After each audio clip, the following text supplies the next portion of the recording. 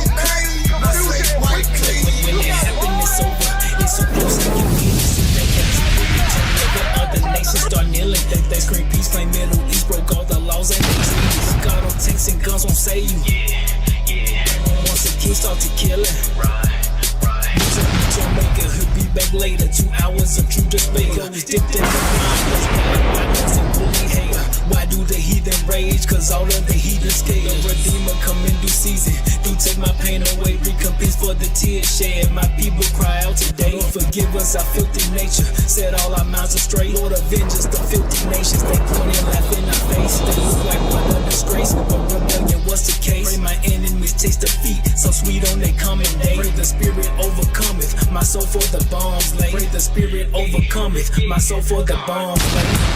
Grow weary, I can feel the Spirit. I can feel the Spirit.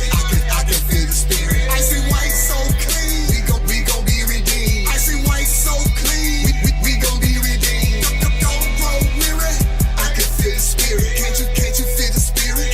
Can't you feel the Spirit? I see white so clean. My slate white clean. I see white so clean. My slate white clean.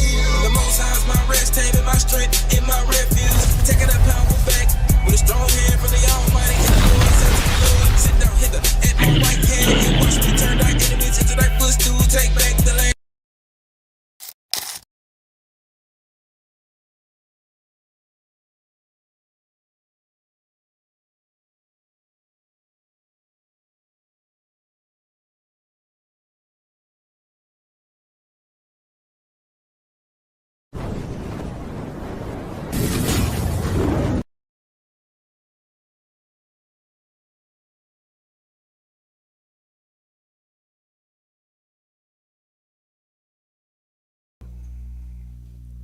You ready?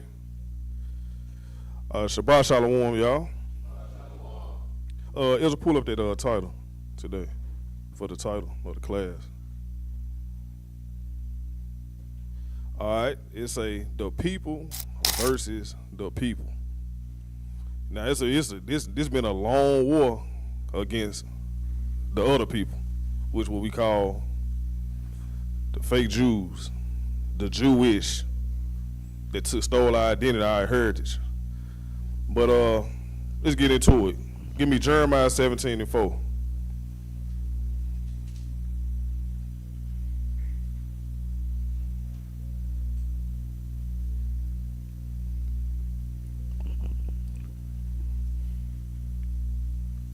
I read that right there. The book of Jeremiah, chapter 17 and verse 4. And thou, even thyself, shall discontinue from thine heritage that I gave thee. So who is thou? Who are you speaking about? He's speaking about Israel. He said, and thou, even thyself, shall discontinue from what? From thine heritage that I gave thee. From thine heritage that I gave thee. So we discontinue. We don't know who we are. We don't know our customs. We don't know what to do. Because of why? Because we committed sin. Keep going. And I will cause thee to serve thine enemies. So since we committed sin, it said, I will cause thee to serve thine enemies. And what?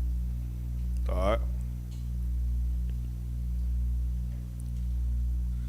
The book of Genesis, chapter 36 and verse 12. And Timnah was concubine to Eliphaz, So Timnah was a concubine to Eliphaz. Keep going. Esau's son.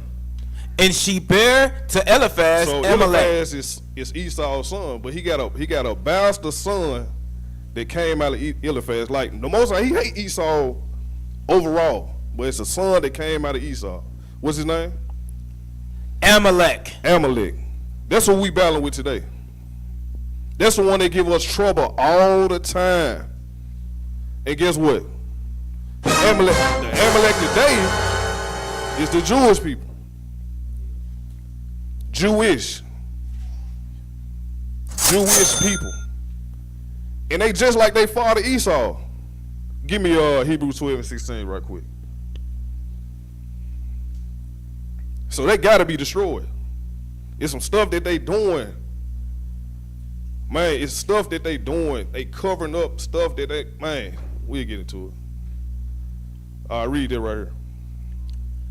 The book of Hebrews, chapter 12 and verse 16. Lest there be any fornicator or a profane person as Esau. He said what? Lest there be any fornicator or a profane person as Esau. Man, Esau is a fornicator and a profane person. The devil! They the devil. Keep going. Who for one morsel of meat sold his So birthright. guess what, man? Esau is a fornicator and a profane person. Evil, wicked, the devil. And they got a grandson act just like him. Amalek, the Jewish people. Now go in the chat and click on the first video that started from the top. There's 4 minutes of it. The first video that I sent. Right there.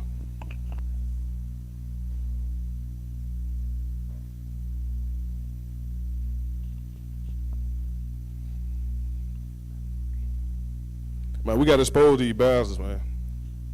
Man, they doing some wild stuff, y'all.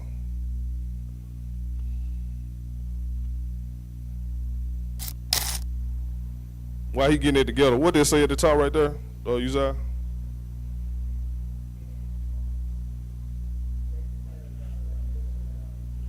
He said Suspected pedophiles are being allowed to flee to Israel. So this really made me start thinking.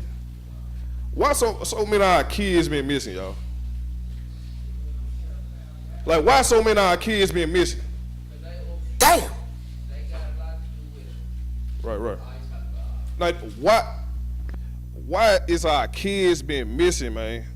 Man, these folks over here in America doing pedophile stuff to kids and fleeing right back to Israel to be covered. And guess what? This ain't nothing new. Man, they've been doing this for years. I'm talking about 20 years back, 11 years back, 30 years back. They've been doing, they consistently keep doing it. These devils gotta die. I'm just gonna be real with you. These folks gotta be wiped out. And we're gonna get to that and prove that. We ain't just talking. These folks gotta be wiped out. Man, a lot of our kids, our women is missing. Go on, play this, John.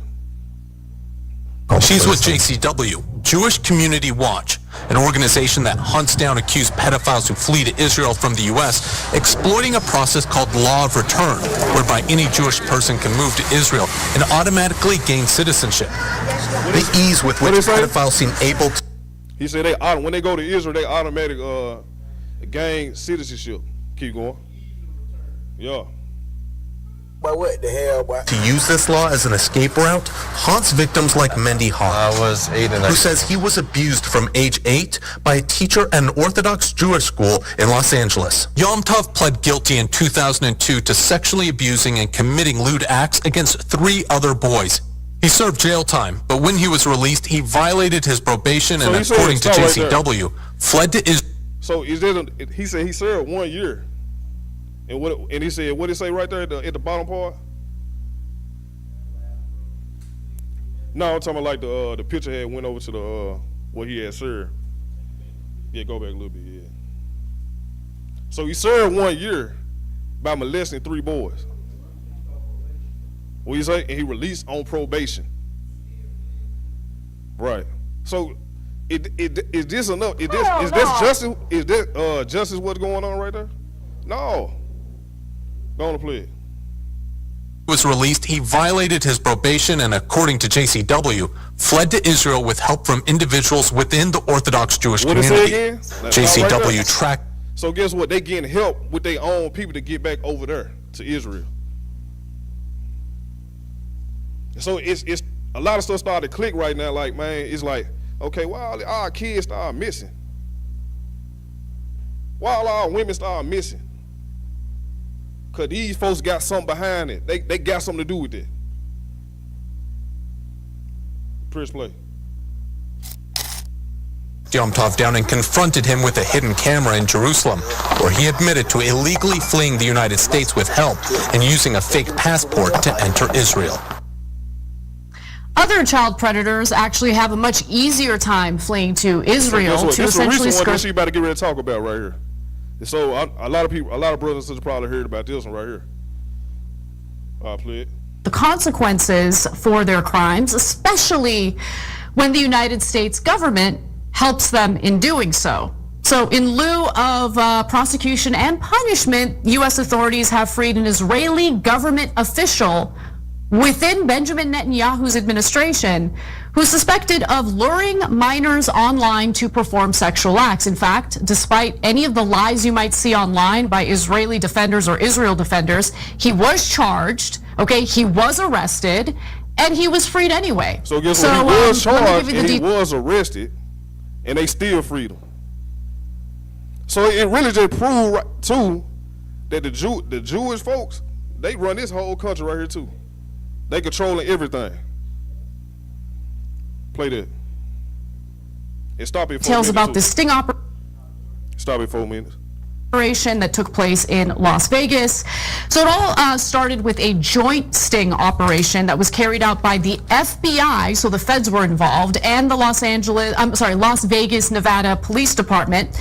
The sting actually led to the arrest of 8 suspected pedophiles, including an employee of Israel's National Cyber Directorate named Tom Alexandrovich. Okay, so he is a pretty top-level cybersecurity official within the Israeli government.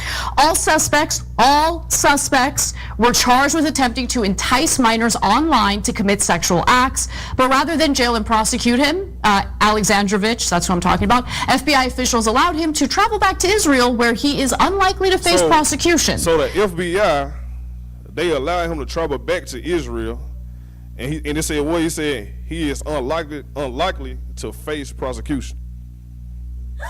So guess what? He ain't gonna get no type of prosecution at all. He just went right back to Israel, where he from, and just free. He just freely walking around, no charge. It stay in we gonna stay in the lesson. I was trying to see where we'll get to you about that. We'll get to you about that.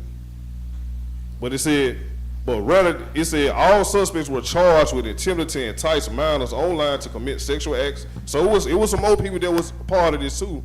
And it said, but rather than jail and prosecute, what's his name? Alexander Drovovich? Yeah. So they took the FBI officials, allowed him to travel back to Israel when he is unlikely to face prosecution. That's crazy. Press play. Now, why is he unlikely to face prosecution? Well, based on the statements that we've heard from Israeli officials about it. In fact, I wrote about this with granular detail on my Substack page. If you're interested in reading it, veteran Israeli cybersecurity official caught luring minors for sex in Las Vegas. Why did the FBI let him go? And Kash Patel should answer that question. Pam Bondi, they should answer this question. So he was able to travel back to Israel as scheduled, and his short detainment after arrest in the United States wasn't even a blip in his travel plans. He made it back for his scheduled flight. And he's unlikely to face consequences because, well, according to the Jerusalem Post, an Israeli paper, a senior official at the cyber directorate in the prime minister's office was arrested on suspicion of links to pedophilia. A joint operation by Las Vegas police and the FBI over the past 2 weeks led to the arrest of 8 suspects, including Alexandrovich, 38, from Israel. After questioning, he returned to Israel and was placed on leave. That's all he got. He got leave, and then I'm sure once everyone's from the directorate, hold on, but they put him on leave from his job. What is it again? Yeah, directorate. Yeah. So they put him on leave. They ain't prosecute him. They ain't charge him or nothing. They just say, man, we just gonna put you on leave. That's crazy, man. Well, press play. Stops paying attention. He'll be right back at work. No consequences. Who cares? He was just trying to rape American children. Not a big deal. The cyber directorate released a statement claiming it's a lot more to this right here, y'all. It's Jewish Americans over here raping American children over here. They doing all types of stuff over here. That's why our kids been missing a lot. They doing wild things. They fleeing right back to Israel. And I'm talking about just be released. They just walking like nothing ain't happened. Press play. Claiming that they have not received additional details through authorized channels to date. Should such details be received, the directorate will act accordingly. He was charged with attempting to lure minors for sexual acts. Those are the details. How many more details do you need? They say at this stage, by joint decision, the employee has gone on leave to deal with the matter until things become clear. And I should note that in his position, he actually advises other countries on cybersecurity and provides some of the cybersecurity software that the Israelis use, allegedly. All those countries are being spied on by Israel. I just want to be clear about that. I would bet every single dollar I own that's what the actual software is up to. And the issue... So these folks, they getting away with crimes, man. Well, they think they getting away with crimes. But they getting away with crimes in America, man, and fleeing to a whole nother country just to be free and walk around like nothing happened. Man, these bouncers, they gotta go. These Jewish people, they gotta go. Get the next video.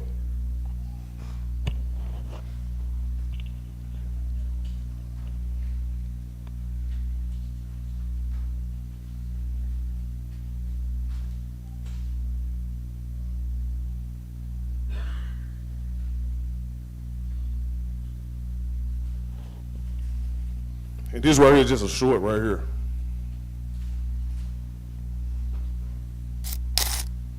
About a week ago, it was reported that the police in Las Vegas put together a sting operation. And this time, they caught and subsequently arrested a total of 8 perverts who were interested in luring minors on the web. And it turned out that one of those individuals was an Israeli who happened to be in town for a conference. And he just couldn't, as soon as he got into town for the conference, he starts looking on the web for a child. And that individual's name is Tom Artier. There you go right there. They look at him. So he was in town just for a conference for work or whatever. But you can tell that Esau is so lewd and profane that he had to make time, okay, I'm finna go try to mess with kids. Man, You're nasty. Man, that's why these people gotta go. And I wish my forefather would have wiped them out at that time. And I wish Saul wiped them out. I played it right there. Alexandrovich, he has since deleted his LinkedIn profile. He's 39 years old. And of all things, you're not going to believe me. You're like, what does this guy do for a living? Well, he's a senior cyber official who works under Bibi Netanyahu's government. I'm not kidding. He is the division head at the National Cyber Directorate, which operates under Bibi's office. So this guy gets arrested, they book him at the Henderson Detention Center, and he makes bail. It was $10,000 of bail. But rather than await further charges, he does what they all do. He booked a flight back to Israel. Peace, can't get me. Not on a boo-boo, no way to stop this. And of course, He's welcomed back because that's what they do. Like, that's like a policy. You do something to a child in America, just get up, pack up, and go to Israel. He hasn't even lost his job. The cyber directorate instead issued a public statement saying that, yeah, Tom was detained while he was in the U.S. for matters that were unrelated to his work, and that we'll agree to put him on leave temporarily until we get this matter clarified or whatever. They don't really sound particularly outraged, and we can, of course, assume he ain't coming back, okay? That's how this works. Israel and child sex predators, it's kind of a thing. It always has been. Hence, Epstein.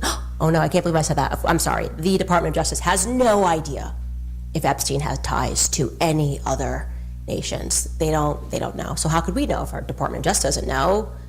Yeah, Trump isn't going to demand that individual comes back and faces any charges because he couldn't even muster the strength to look America in the face and say, yeah, Epstein was working for Israel. If you can't do that, why would we expect he's going to do the other thing, right? Right there. So what does it prove that, man, Israel got America in the chokehold? Like, Israel got strings controlling America. That's why Trump can't expose certain things, because he was at first. Now he just fall back. But, man, these folks been doing this for, man, I don't know how long. And what they doing is, and it really started to make sense, like, this is the reason why our kids get missing. This is the reason why our women get missing, because guess what they doing? They hunting our steps. They watching every move that we doing. Give me Lamentations 4:17.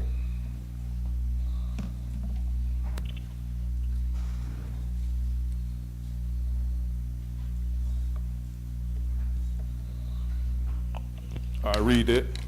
The book of Lamentations, chapter 4, verse 17. As for us, our eyes have yet failed for our vain help. He said, as for us, our eyes yet fail for our vain help. Keep going. In our watching, we have watched for a nation that could not save us. See, we want help from a nation that cannot save us. We want to benefit. We want to gain something from these nations, but it's vain help. It's crazy how you mentioned that.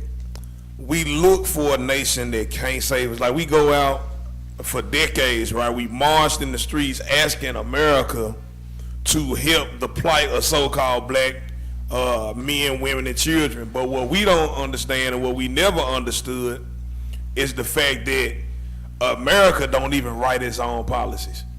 And it's coming to everybody's fruition now. Everybody is learning that now and waking up now that you looking for a nation that can't even save you because they under the hand of people that's impersonating you. So go ahead. Yeah, so like he was saying, like these other nations that took our identity, man, is controlling everything over here. From food to bank to clothing, all this stuff. The media. So it said, as for us, our eyes as yet fail for vain help, and our watching we have watched for what? For a nation that could not save us. Keep going. Verse 18. They hunt our steps. See, this is what they doing. They stole our identity, but guess what? They still got their eyes on us. It said they hunt our steps. Keep going. That we cannot go in our streets. That we cannot go in our streets. Like, bring it today, man. We can't just let our kids just go outside or our women just go in the streets. We got to keep an eye on it, because these lewd, profane ass people, man, would seek after our family, y'all. And it said what? That we cannot go in our streets. Our end is near. He said our end is near. Keep going. Our days are fulfilled. Our days are fulfilled. Keep For going. our end is come. It said what? For our end is come. It said for our end is come. Keep going. Our persecutors are swifter than the eagles of the heaven. He said our persecutors are swifter than the eagles of the heaven. So they swift, they quick. They get away with everything. Keep going. They pursued us upon the mountains. They pursued us upon the mountains. Keep going. They laid wait for us in the wilderness. They laid wait for us in the wilderness. Keep going. The breath of our nostrils, the anointing of the Lord, was taken in their pits. He said the breath of our nostrils, the anointing of the Lord, talking about Israel, was taken in their pits. Keep going. Of whom we said. He said, on whom we said. Under his shadow, we shall live among the heathen. So under the Most High's shadow, we're going to live among the heathen. We're going to live among the heathen, under the Most High shadow. So guess what? Yeah, the Most High, he protecting us. But guess what? These heathens out here, man, they doing all types of weird stuff, man. They doing all types of stuff, man, that, man, these folks need to be dealt with. Keep going. Verse 21. Rejoice and be glad, O daughter of Edom. He said, rejoice and be glad, O daughter of Edom. Keep going. That dwellest in the land of Uz. That dwellest in the land of Uz. Keep going. The cup also shall pass through unto thee. So guess what? The cup also shall pass through. What did it say? The cup also shall pass through unto thee. Keep going. Thou shalt be drunken and shall make thyself naked. He said, and thou shalt be drunken and shall make thyself naked to expose them. Because this is what's going on now. They being exposed. Everything they doing, it started to be exposed. Everybody started to see it, what they doing. Keep going. The punishment of thine iniquity is accomplished. He said what? The punishment of thine iniquity is accomplished. Keep going. O daughter of Zion. O daughter of Zion. Keep going. He will no more carry thee away into captivity. He said he will nowhere. He will no more carry thee away into captivity. Keep going. He will visit thine iniquity, O daughter of Edom. He said he will visit thine iniquity, O daughter of Edom. Keep going. He will discover thy sins. He said he will discover thy sins. So anything that we can go on the internet, we can see everything exposed about these folks, what they doing. It's being revealed. But guess what? They got to be touched. It's been written. They got to be touched about what they've been doing. Give me Psalm 9:15.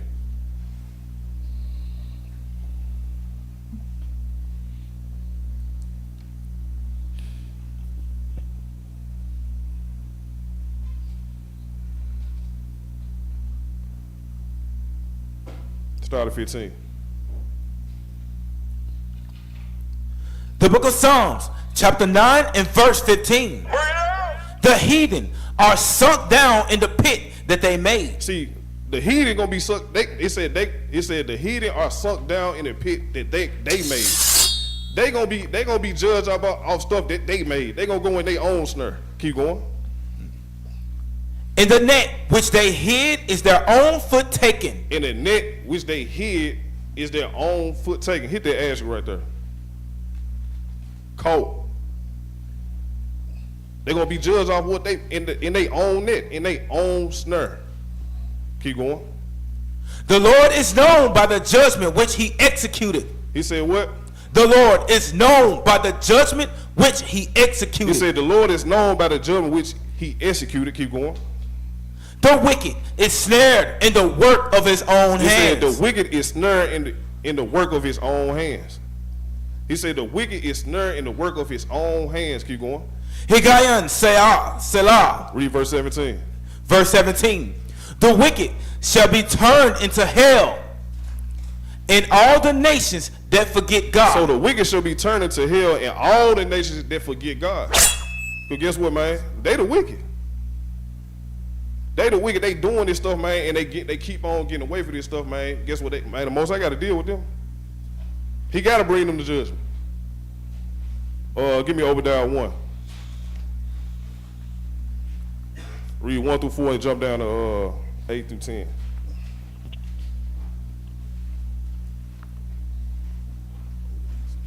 The book of Obadiah, chapter 1 and verse 1. The vision of Obadiah. Thus saith the Lord God concerning Edom.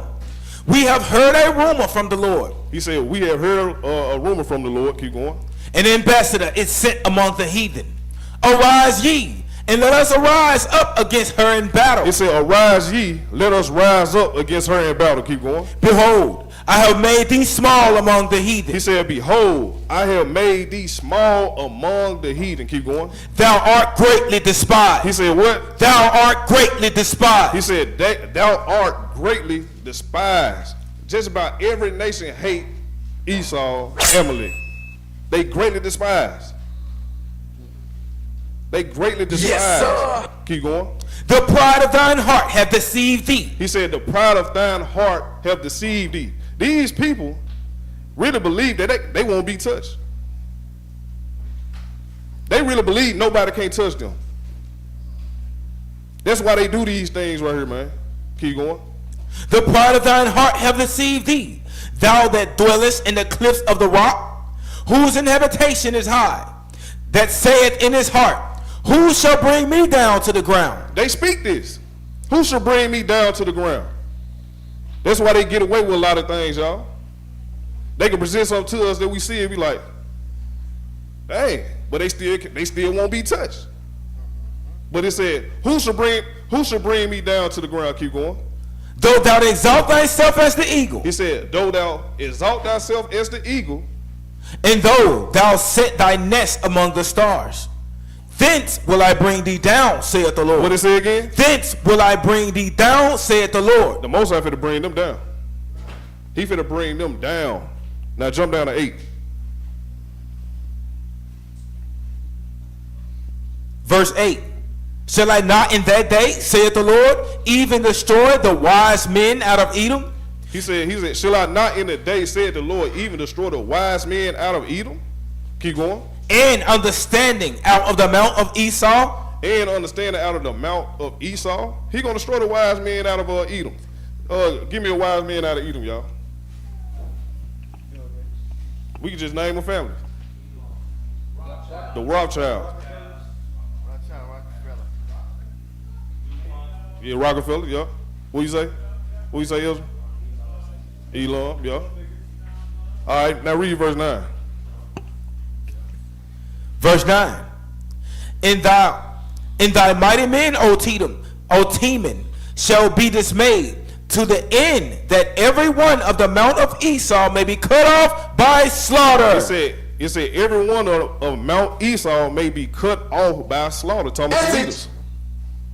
It said the mount of Esau may be cut off by slaughter. Keep going. For thy voice against thy brother Jacob, Salakia, verse 10. For thy violence against thy brother Jacob, shame shall cover thee. He said, for thy violence against thy brother, because that's what they doing. They showing violence to us, y'all. They doing all type of madness against us. But it said, for thy violence against thy brother Jacob, shame shall cover thee, and thou what? And thou shalt be cut off forever. And thou shalt be cut off forever. Man, these people gonna be cut off forever. From the leaders to their people, all of them gonna be cut off about the violence that they showed towards Jacob. Man, Amalek gotta be touched. They doing all types of madness, y'all. Now we finna switch a little. Wait, give me my favorite one. Give me Ezekiel 35. That's to prove that it ain't just gonna be the Mount of Esau.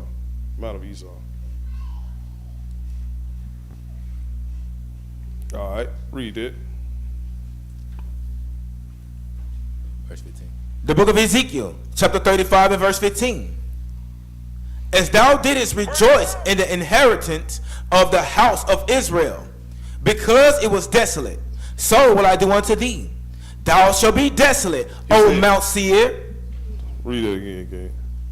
Thou shalt be desolate, O Mount Seir. He said, thou shalt be desolate, O Mount Seir.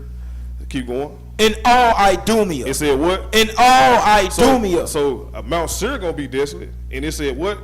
In all Idumea. All Idumea. So you can go back to Ezekiel 36. It'll tell you where Mount Seir and Idumea come from. Talking about it come from Esau. So keep going. Even all of it. It said what? Even all of it. It said even all of it. Everybody in Esau got to be destroyed. Point blank. The madness that they doing against their children, to the old men, the wise, all that, whatever you want to call it. All of them gonna be destroyed, man, because they brought violence on Jacob and further our oppression. Now I want to switch a little bit. Give me Ezekiel 20 and 32 right quick.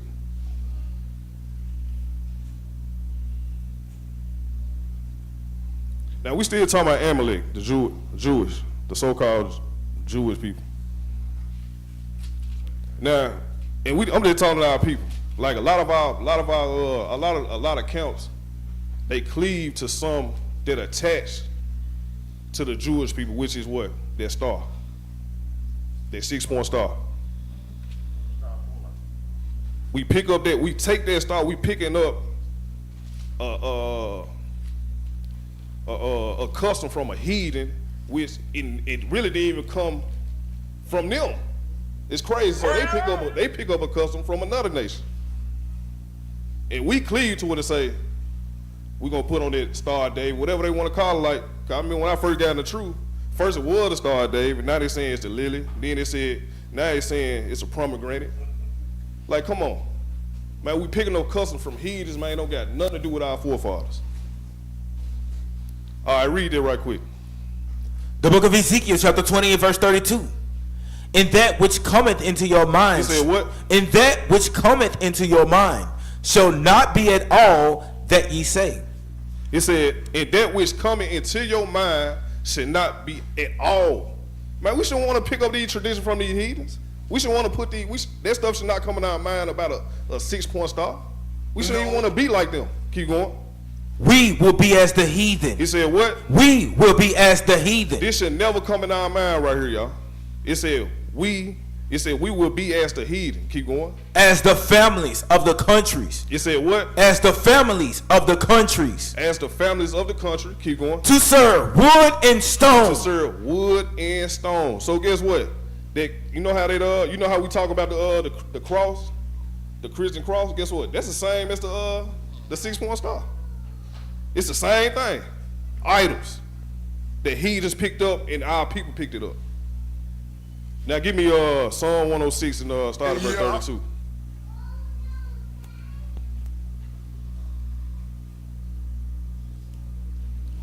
verse 32. Hey, you straight? No, we heard Wake up. We heard you, King.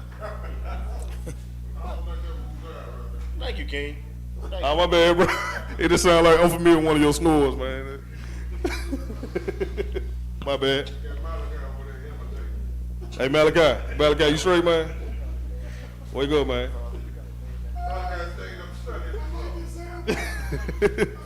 My bad, Uzziah. All right. Hey, read verse 32. The book of Psalms, chapter 106 and verse 32. They angered him also at the waters of strife. So that it went ill with Moses for their sakes. So it went ill with Moses for their sake. Keep going. Because they provoked his spirit. Because they provoked their spirit. Provoke his spirit. Keep going. So that he spake unadvisedly with his lips. So what? So that he spake unadvisedly with his lips. They spake unadvised. He spake unadvised with his lips. Keep going. They did not destroy the nations concerning whom the Lord commanded them. He said they did not destroy the nation concerning whom the Lord commanded them. Keep going. But were mingled among the heathen. But were mingled among the heathen. And learned their works. So why we learning that? Why we learning the heathen works? We just like our forefathers, y'all. But we want to learn the heathen works today and bring it to what we call the truth. They bring in a 6-point star. They say that's part of the truth. That's part of our inheritance. Why? Read verse 36. Verse 36. And they serve their idols. It said what? And they serve their idols. And they serve their idols, serving heathen idols. Keep going. Which were a snare unto them. Which were a snare unto them. Now, some of our brothers probably don't understand it. But guess what? It's a snare. And that junk is evil. Man, our brothers need to put that thing down. Like when we gotta touch ourselves with the Jewish folks, it goes to this Bible, man, flip through the pages, it's learn our heritage. Man, that Star of David, man, that's demonic. Now get the video. The last video I sent. It started 22.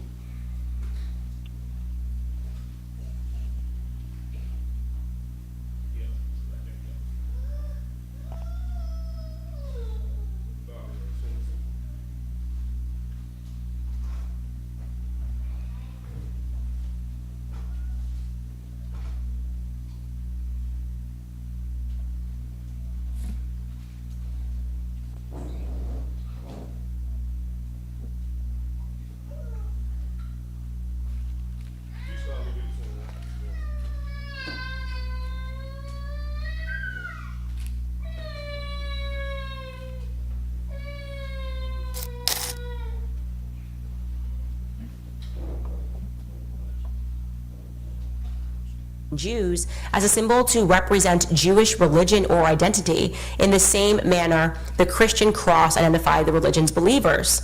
The symbol became representative of the worldwide Zionist community after it was chosen as the central symbol on a flag at the First Zionist Congress in 1897. So this is a recent symbol.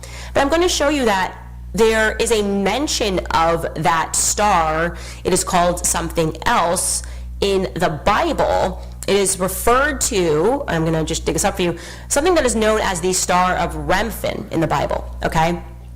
And I'm going to show you that star right now. Here's a picture of it. You can see if you're Jewish, you want to go back?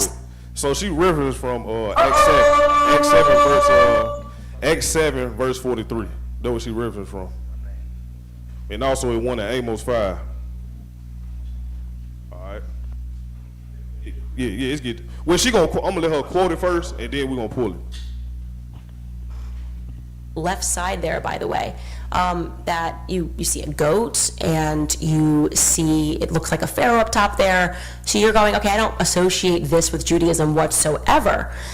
And in the Bible, here's where it's mentioned. It says, ye took up the tabernacle of Moloch and the star of your god Remphan, figures which ye made to worship them, and I will carry you away beyond Babylon. It's also referenced later. It says, ye have borne the tabernacle of your Moloch and your Chian, your images, the star of your God, which ye made to yourself. So what is this referring to? It's referring to the... So give me Acts 7, verse 43, right quick. Just to show what you got it from.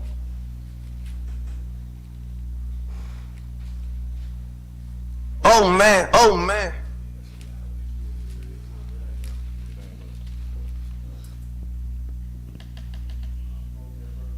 $43.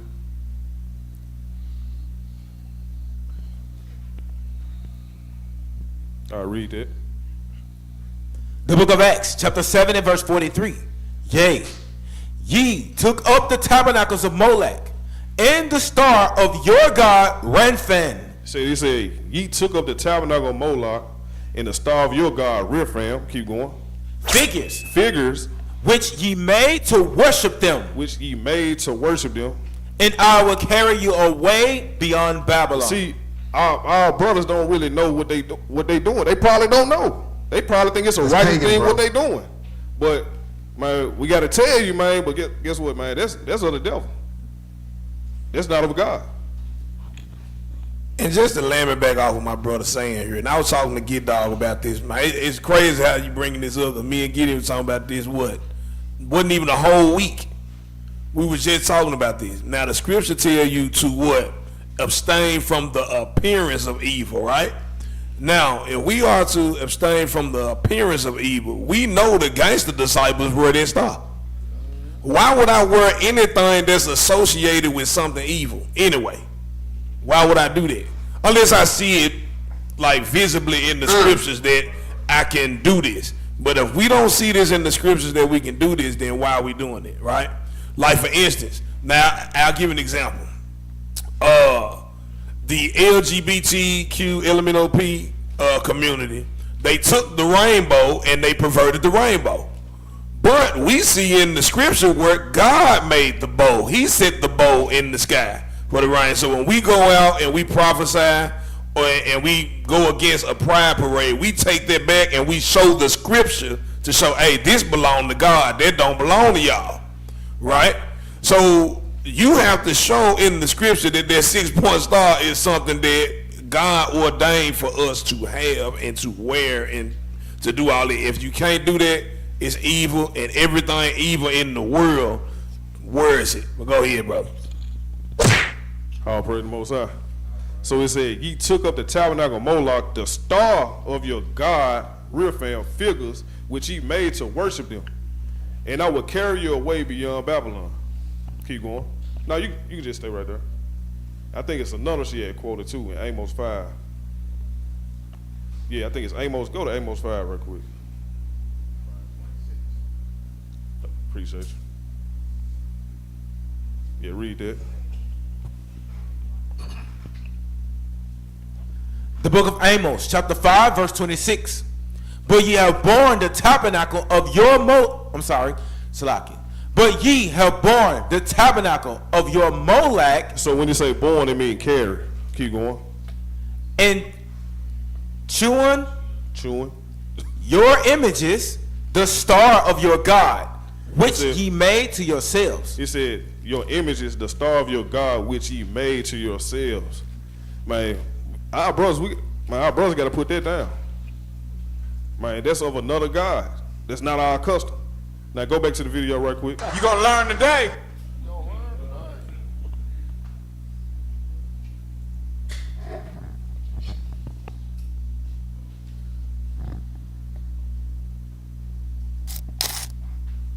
Ancient Canaanites, okay? The Canaanites were a brutal and a wicked culture. They frequently engaged in... So guess what? This star is really belonged to the Canaanites. So the Jewish folk took a custom from the Canaanites. Keep going. Behavior that was considered obviously immoral and decadent, right? A list of the sins that Israel was told to avoid at all costs. Those sins included the Canaanites partook in incest, in child sacrifice, in homosexuality, and in bestiality. Now in your mind you're going, okay, that sounds familiar. We spoke about this as well when I was telling you guys about the Khazarian kingdom, and I think somebody asked a question yesterday like, oh, do you know about the Khazars? And I had mentioned to you that yes, I'm very aware, by the way, because I think that is what was mentioned also in that documentary that Kyrie Irving shared. 27. Was that for a 27 period of time, a lot of Israeli historians were writing books and receiving awards for having traced their lineage to the Khazars. Very similar story with that kingdom before it was crushed by Russia and Persia, okay? So if you're following what I'm saying to you here, essentially this star of Remphan, which is being used, it was a symbol that the Canaanites used, and it was the star of a deity in which they worshipped. And I'm going to show you that Moloch, I guess. Okay, so again, you are seeing child sacrifice, which is what is being portrayed here. I'm not sure if we have another photo of Moloch, but yeah, you know, it has long been understood. There's Baal, there's Moloch. Do y'all know why they use that star?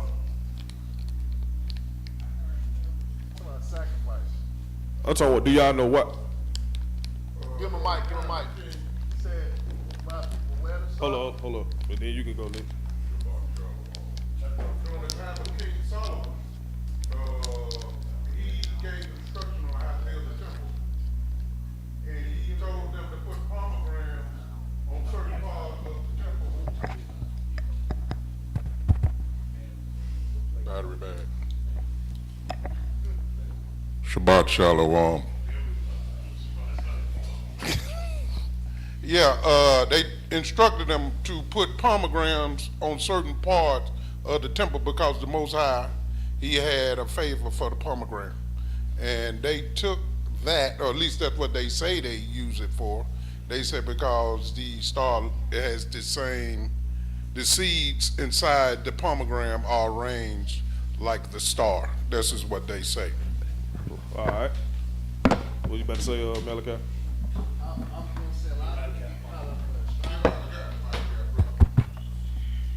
I was saying that, you know, a lot of people get caught up with astrology, the star, so you use astrology to justify wearing the star. Oh, you had something to say? Yeah.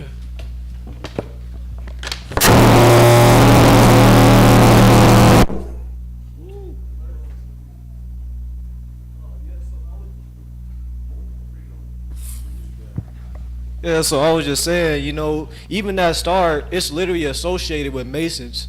That's what the Masons use to represent their cult, and they always wear it. It's other videos on this. They really use this star for protection. They think they'll be protected, stuff like that. So I can put that video in the chat a little later. Yeah, but they use that star just for protection. Basically witchcraft. All right, so press play. They also, what Gideon said, they also they put pomegranates also on the priest's garments too. You Yeah, when they were describing when they put the garments, when they were giving the garments for Aaron, they put pomegranates on there too. 6-point star, they use a 6-point star just for protection. It's all about child sacrifice, and the goat is a known image that is associated with it. And another word for Moloch is Saturn. So this is all very interesting because you're going, okay, you have this entry. It says to you that this came from the Seal of Solomon. It had to do more with the Kabbalah. A lot of people wear it today, and they don't worship the Kabbalah. They have, obviously, but again, you don't really know history. You're growing up in a family. You're wearing this. You don't know history of these things, because why would you? I don't know much history about really anything. Like I said, I don't even know where my family's ancestry comes from. But I found this to be really interesting. So on Wikipedia, there's just an entry for sorcery, just the word sorcery, which they have in parentheses is also known as Goetia, okay? And it tells you that King Solomon in this entry of Israel was linked with magic and sorcery, attributed to a book with incantations for summoning demons. Okay, the Testament of Solomon, one of the oldest magical texts, narrates Solomon's use of a magical ring to command demons. Now you can see on the right there, Solomon's seal has what we would refer to, it is the Star of David, right? The Star of David that we know, actually, as we just saw, it's actually the Seal of Solomon, and it is telling you that King Solomon linked this with magic and sorcery, and the oldest magical text narrates Solomon's use of a magical ring to command demons. With the ascent of Christianity, books on magic were frowned upon, and the spread of magical practices was often associated with paganism, okay? And then you'll see later on in this exact same Wikipedia entry, it says the magical revival of sorcery gained momentum in the 19th century, spearheaded by figures like Eliphas Levi. If you're a watcher of this show, you know that is the guy that created Baphomet, the transgendered deity, okay? Spearheaded by Eliphas Levi and Aleister Crowley, okay? Person that I've been telling you, the establishment of NASA. So what we have here is a scenario where the occult has really just kept going on since biblical times, masquerading within and around different religions. So you know about Gnosticism, the Jewish Kabbalah, the Christian Kabbalah. We know that there are these people who believe in this magic.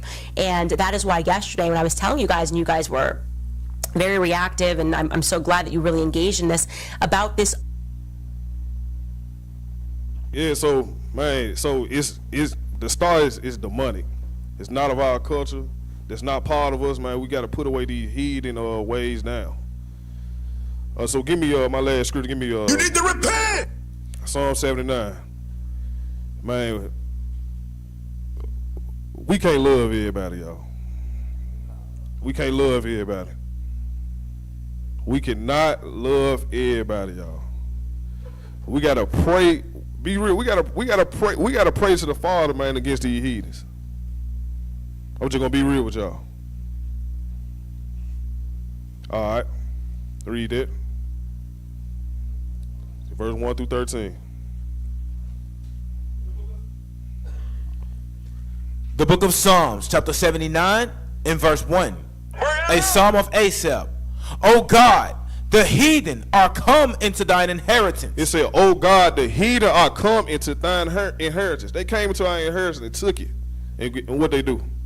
Thy holy temple have they defiled. It said, "Thy holy temple have they defiled it." Keep going. They have laid Jerusalem on heaps. They have laid Jerusalem on heaps. Keep going. The dead bodies of thy servants have they given to be meat unto the fowls of the heaven. So he said that they gave the dead bodies of the Most High servants to the fowls for food. Keep going. The flesh of thy saints unto the beasts of the earth. Who is the saints, y'all? Israel. Keep going. Their blood have they shed like water round about Jerusalem. He said what? Their blood have they shed like water round about Jerusalem. So what this sound like, y'all? 7 AD. 70 AD. He said, but we gotta pray against. They did this to our forefathers, man. We gotta pray against the heathens. Keep going. and there was none to bury them. It was none to bury them. Keep going. We are become a reproach to our neighbors. He said, we are become a reproach to our neighbors. Just like today, we reproaches to our neighbors. The Jewish folks, they what they call us? They call us useless eaters and goyim. Keep going. A scorn and derision to them that are round about us. It said what?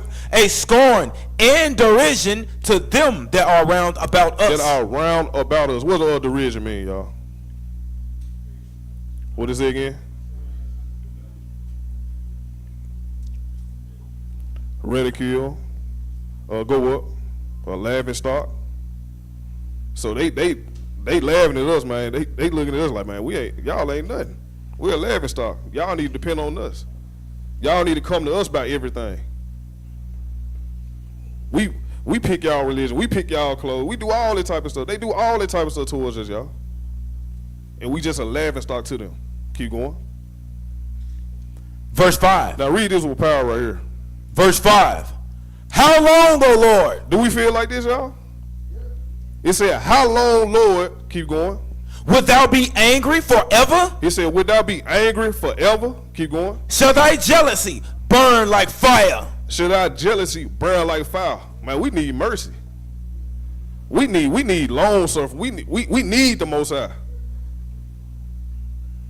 We want the Most High jealousy just to uplift. This ain't comfortable, man, being amongst these heathens, man, they taking control of everything. They taking our children. That stuff don't feel good. Keep going. Pour out thy wrath upon the heathen that have not known thee. What did it say again? Pour out thy wrath upon the heathen that have not known thee. It said, pour out thy wrath upon the heathen that have not known thee. Who love these heathens, y'all? We got to take that. Hey, whoever love, man, just being real, man. We got to take that coon away. Just being real.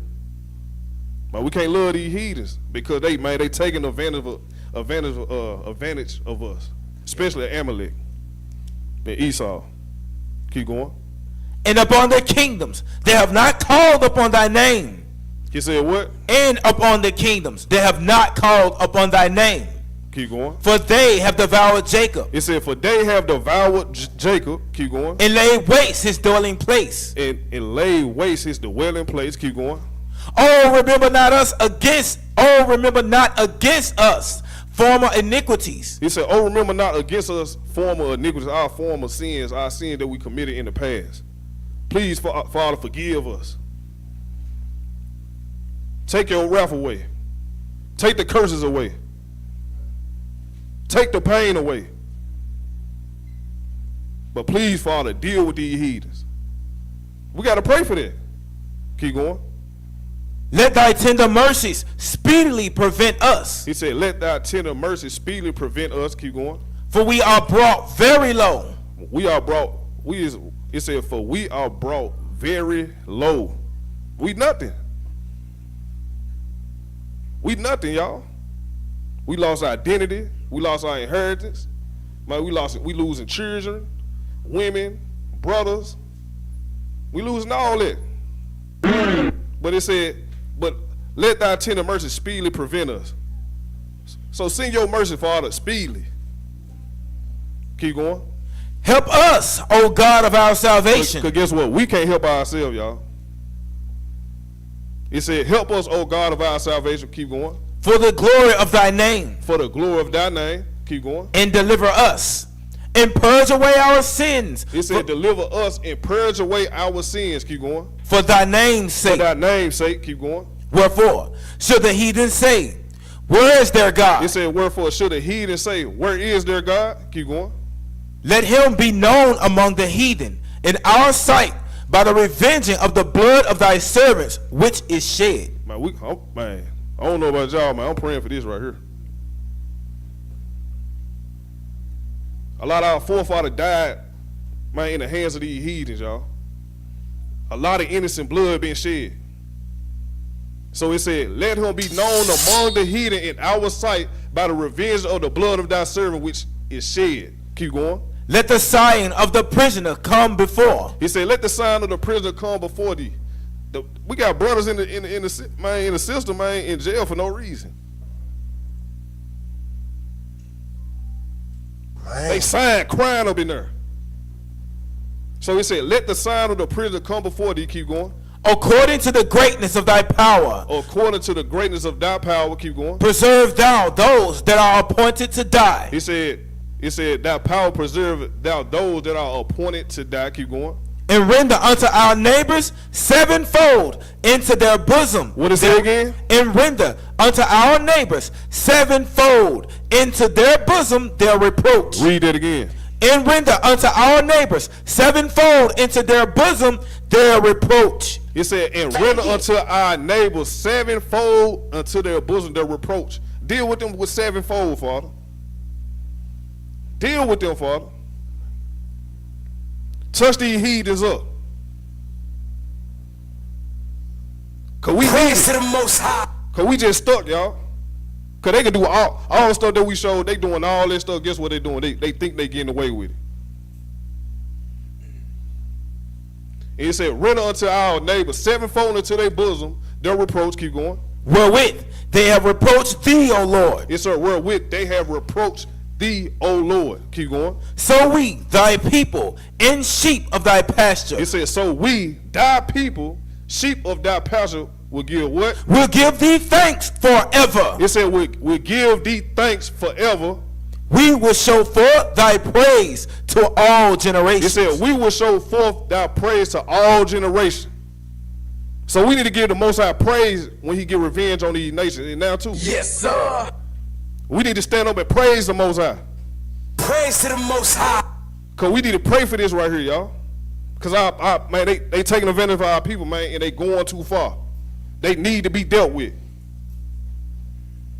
Hallelujah. Hallelujah.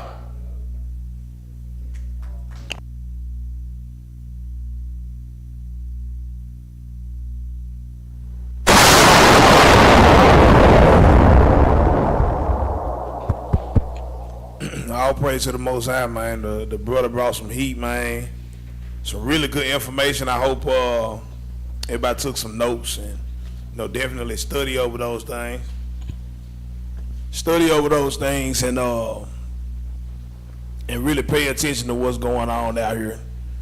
Keep your families close to you. Don't be too comfortable with your kids out here around other people, strangers, because believe it or not, Amalek got some of our people helping him, believe it or not. So, just to be mindful of that. But let me start off with 2 Thessalonians chapter 2. Start at verse 1.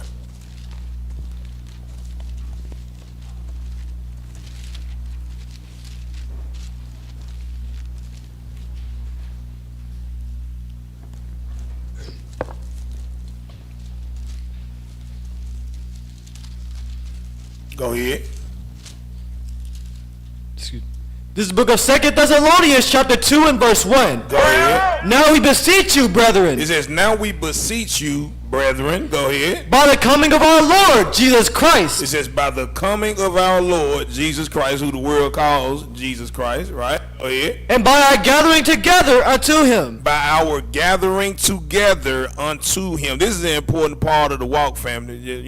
Just as a little side note. By our gathering together unto him, right? We have to gather together unto Christ, right? Go ahead, verse 2. That ye be not soon. Is this thing on? No, I'm just playing. He had to turn you down a little bit. You was yelling in that thing, baby.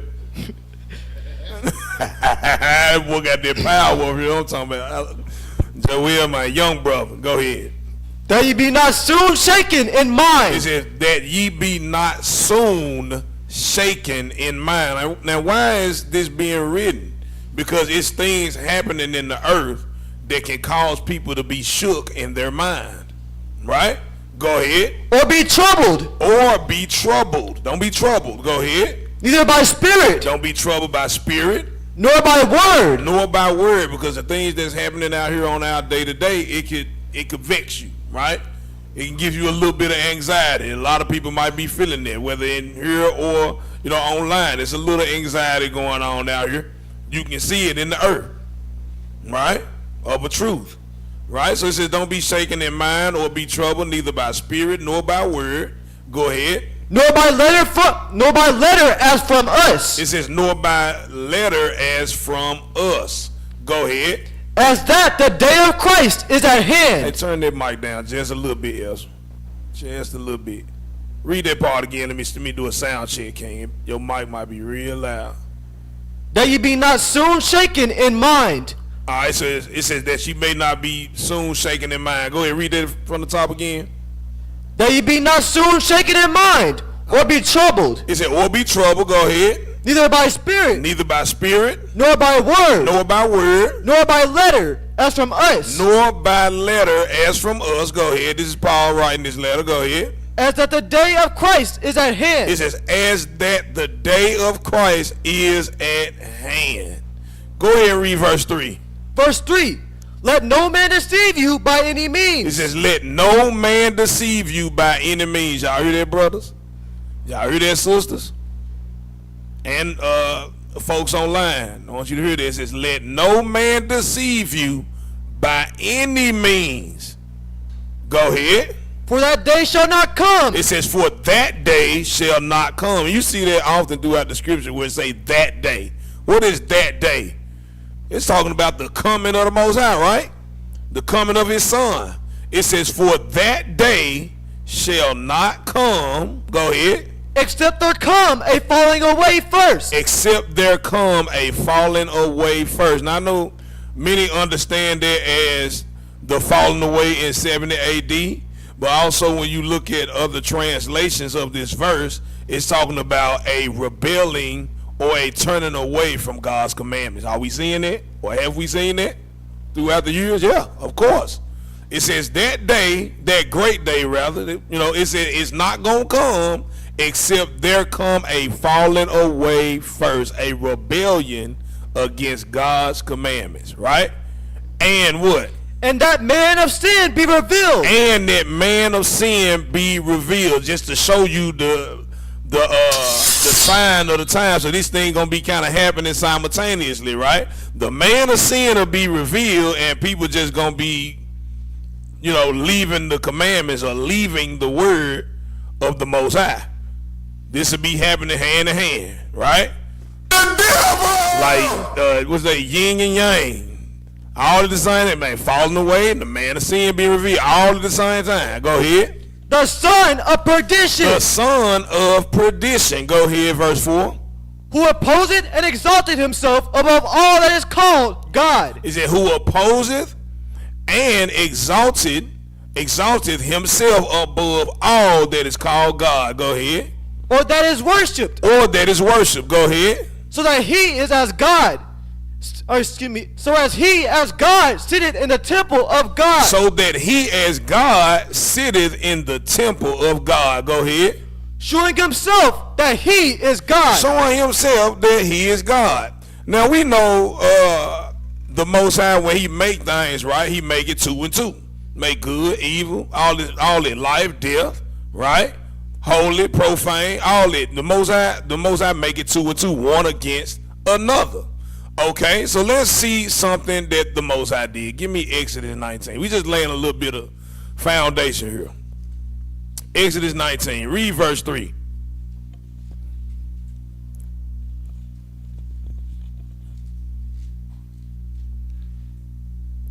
This is the book of Exodus chapter 19 and verse 3. Just a little milk.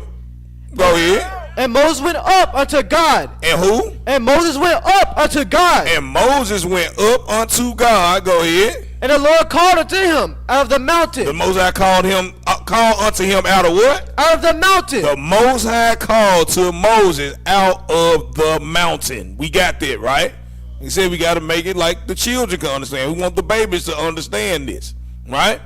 The Most High called Moses unto him out of the mountain. Go ahead and finish that out. Saying what? Thus shalt thou say to the house of Jacob, and tell the children of Israel. It says, thus shalt thou say to the house of Jacob and tell the children of Israel. So the Most High got a people.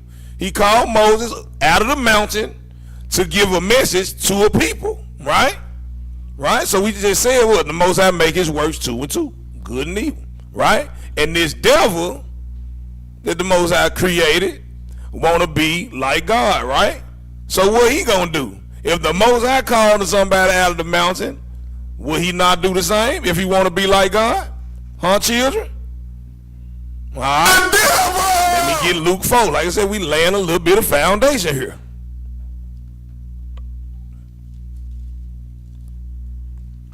Luke 4, start at verse 4. This is the book of Luke chapter 4 and verse 4. I'm sorry, start at verse 5. Verse 5. And the devil. No, go ahead and get 4. Get the context on it, that's fine. Verse 4.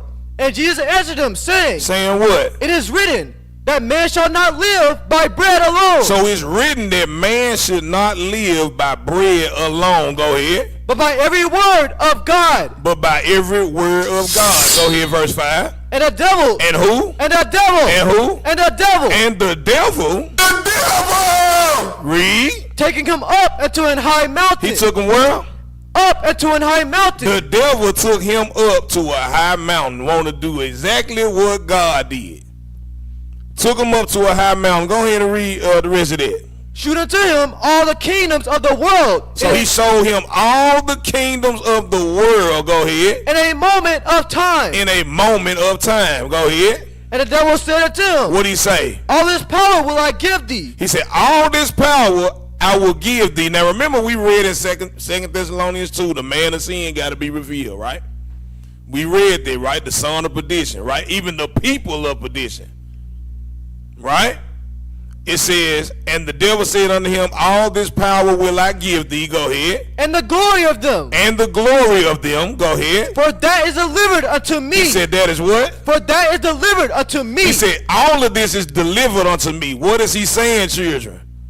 The earth is given to the hand of the wicked. He's telling you the whole world belongs to him. I want the little ones to get this.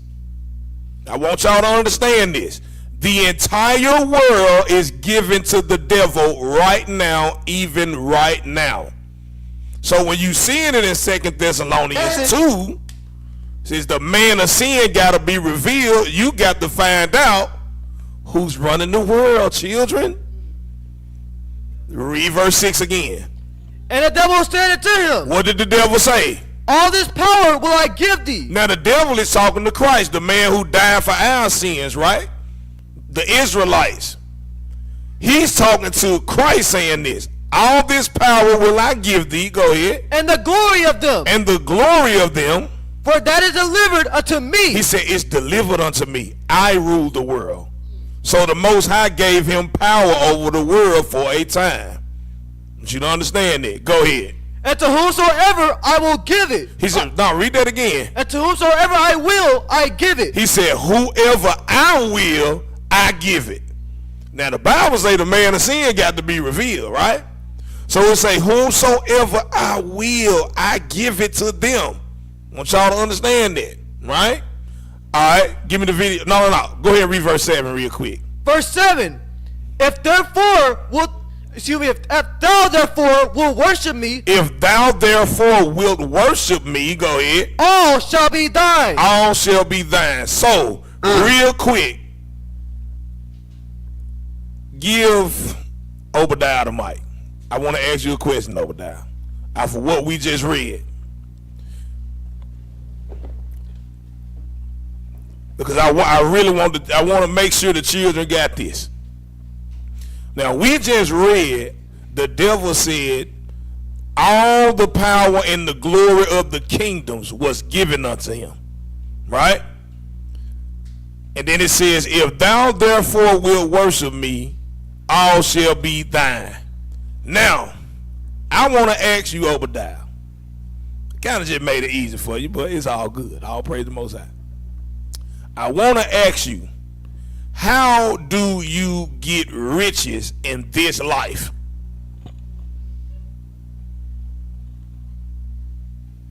Off of what we just read.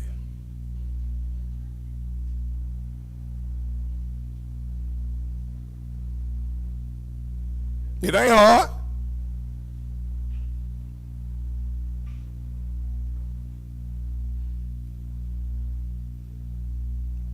And for everybody online, he's reading over the verse that we just read. How do you get riches in this world?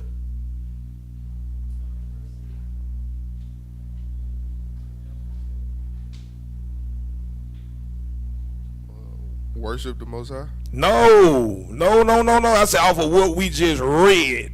Off of what we just read, how do you get riches in this kingdom? This is why you got to make sure the kids paying attention.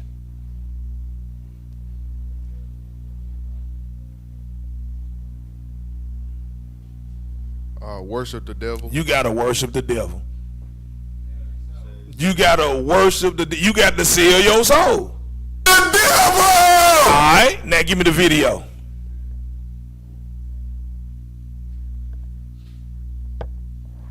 Right there.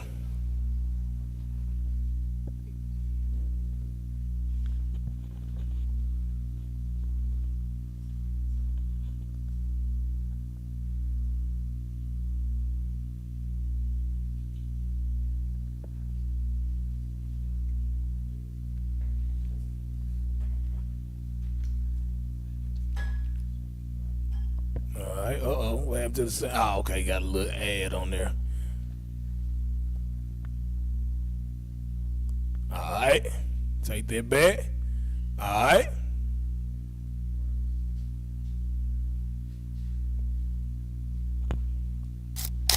You had an encounter with the devil? Yeah, I got booked for a photo shoot. They took me all the way up this Pause mountain. that real quick. Take that back. Take that all the way back. I'm sorry. Now this is this was supposed to be an up and coming rapper, right? Go ahead and play that. You had an encounter with the devil? Yeah, I got booked for a photo shoot. They took me all the way up this mountain. I was on top of the mountain. We finished the photo shoot. Stop. Where they take him? I want y'all pay attention to what's going on out here. He said they took me all the way up to the top of this mountain. Go ahead. Damn. OD cars. They got a 3-seater McLaren. They got a Ferrari. And I don't ask them like, how y'all get all this money? They're like, we do demonic rituals. I'm laughing. No, you don't, bro. I'm like, how you get this money? Don't put me on. I'm trying to get like y'all. Like, nah, we do demonic rituals. I say, so what type of demonic ritual? They say, the Illuminati never talked to you. I'm laughing. I'm still laughing at them. Like, bro, you playing a game. Like, they're like, bro, no, for real. Leonardo DiCaprio do all that initiation. I'm like, what? I'm like, who is that? What is you talking about, gang? Keep it PG-13. He was basically saying, either you let them peg you or you do oral and you'll get whatever you want. If you want to be the next big actress, next big whoever, I can take you to somebody. And all you gotta let them do is just do what they want to do to you. Just for a night. Do some gay, basically do some gay. They doing all this, I'm trying to call my Uber. We on top of the mountain though. So I don't got no service. The people who booked me left. After they leave, I'm in the car with the other dude that they called up to have a photo shoot with me. I get in the car with him in a 3-seater McLaren. On the way up, we go all the way up, like in the swivel, like all the way around the mountain. Yeah. On the way down, we take a right. So he not going the same way that we came up. So then that's where I try him. I'm like, take me to go get some McDonald's, man. He said, we're not gonna take you to get no McDonald's. We spent all this money to get you up here. It's face change, gang. In front of me, you see Venom, like yeah, like Spider-Man. Yeah, from Spider-Man. Kind of like that. Probably about this wide. Face change. I'm like, what the? Like it's probably about like right here. Like, see somebody morph into something. Yeah, it's like that. It threw me all the way out. We in the 3-seater McLaren, so it's like a button you gotta push to get up out of there. Gotcha. He smack our mailbox. So now he hit the button and he get up out of there. He hit the button and get up out of there. I see the button, I'm getting up out of there too. I hit the button. Get what? It's a mailman come out of nowhere. I run up to him, I'm like, hey bro, let me get in the back of your truck. He looking at me like, yeah, no. I look at him, I'm like, bro, just let me get in the back of your truck. I'm like, please, just take me down to the bottom. Please, just take me down to the bottom. It was God, he took me down to the bottom. Like, people on camera, you ain't gotta believe me, I don't care. I really saw this. I believe it. And it made me, that's what that's it on that. Now he said, man, when he was up there, he tried to do something in his spirit wasn't sitting right. Cause guess what? As a man that come from good stock, talking about Israelites, us men that come from good stock, we talked about the generations last week, right? Talk about the generations. When something ain't right, you can feel it. He said, man, I tested it. He's like, hey man, take me to McDonald's real quick. And the dude was like, no, I ain't taking the McDonald's, because he knew if he would have took him to McDonald's, he was out of there. Right? But through the grace of the Most High, he said a mailman came. He said, man, please let me go to the back of your truck, man, take me down to the bottom. But you have to understand something. Who's running the music industry? Amalek, the devil. He running the music industry. They taking him up to the mountain to get a deal going. Why? Because that's who they serve. The devil said, whoever I will, I give it to them. This is what the book say. I ain't make this up. Let's exit out of this. Let's go to Job 9. Milk precept. None too deep. Job 9. 24. Read that. Job chapter 9 and verse 24. The earth is given into the hand of the wicked. The earth is given into the hand of the wicked. Right? Go ahead. He covered the faces of the judges thereof. He covered the faces of the judges thereof. Now, when you look at different translations, when it talks about covering the faces of the judges, it's talking about blinding the judges, causing them not to see. Right? So many people for a long time didn't know that these folks is pulling the strings behind the scene. They don't know that, right? So it says he covered the faces of the judges thereof. Go ahead. If not where? If not where? And who is he? And who is it? If it ain't him, who is it? Who ruling the world? If it ain't him. Right? Alright. Let's drop this. Let's move on. Give me It's numbers. an evil world we live in. Give me Numbers 24. I saw something interesting in this.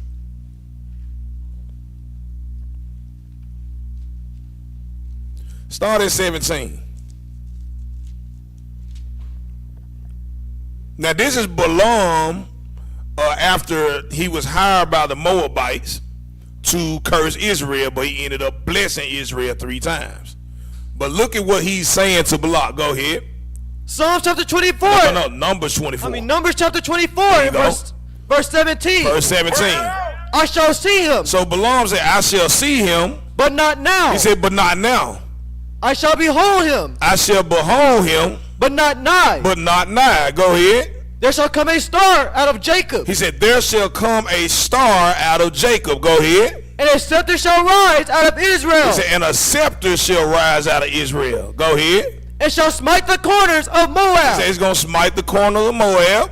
And destroy all the children of Sheth. And he's going to destroy all the children of Sheth. Now, when you look at that word Sheth, when you go into the Strong's, or not the Strong's rather, but when you look at the translation comparisons, it says that the word Sheth is talking about the children of tumult.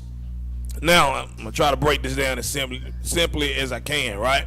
So when you look at the translation comparisons, it says children of tumult. But what you have to understand, the Old Testament, it was written in Hebrew, right? So when they translate these words and these phrases, they use a word, or used a word rather, that is close to the definition of that phrase or describes that phrase. That makes sense what I'm saying? So I said, let me look at this word, Sheth.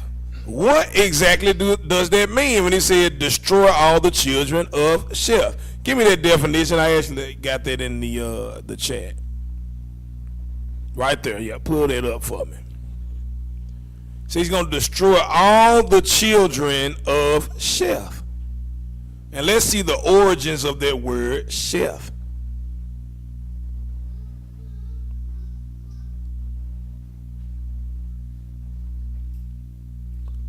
All right. All right, somebody read that for me. Well, you can see it, Joe. You can go ahead and read that. Sheth can refer to an English word. It says Sheth can refer to an English word. Go ahead. For rows. For rows. Such as in a field or mine. So rows in a field or a mine, right? Go ahead. Or an Indian surname. Or an Indian surname. Derived from the Sanskrit. All right, start right there. So it says derived from the Sanskrit. If you don't know what Sanskrit is, it's a Indo-European language. I don't know if you ever heard of that before. So it's still a European word. It derives from this from Sanskrit word. Do your best in pronouncing it. It's Shrestin. It looks like Shrestin. I might have said that right. But all right. So go ahead. It says derived from the Sanskrit word Shretrin. Go ahead. Meaning baker. Meaning what? Take your time. Meaning banker. Meaning who? Meaning banker. Who are the bankers? Amalek is the bankers, right? Amazing. So when they translated the Old Testament from the Hebrew, they said the word Sheth. Damn. They said the word Sheth when they translated would best fit right there. And it's a Indo-European, from an Indo-European language, Sanskrit, meaning banker or head of a guild. Head of a guild. So it make you think like, okay, you know what a banker is. You know who the bankers are. The man of sin being revealed out here now, okay? All right, I'll pray the most. All right. We know what banker is. I'm like, what is a guild? Let me put guild up there, Ezra. I got that in there too. What does a guild do? So I got that in the chat as well. Just pull that on up there and we'll go through that. Right there. That's a guild. What exactly do they do? All right. Go ahead and read that, young brother. Key characteristics of guilds. Uh-huh. Craft and merchant guilds. Uh-huh. Craft and merchant guilds. Go ahead. Guilds typically fell into two main categories. Uh-huh. Craft guilds. They got craft guilds. For artisans like blacksmiths. Carpenters. Etc. Etc. Go ahead. And merchant guilds. Go ahead. For traders and merchants. So they businessmen making money. You know? Nothing too outlandish or crazy, right? It's just normal people working. Go ahead and look at the next part. Regulation and control. Go ahead. Guilds set standards for quality of goods produced by their members. Take your time, read that part again.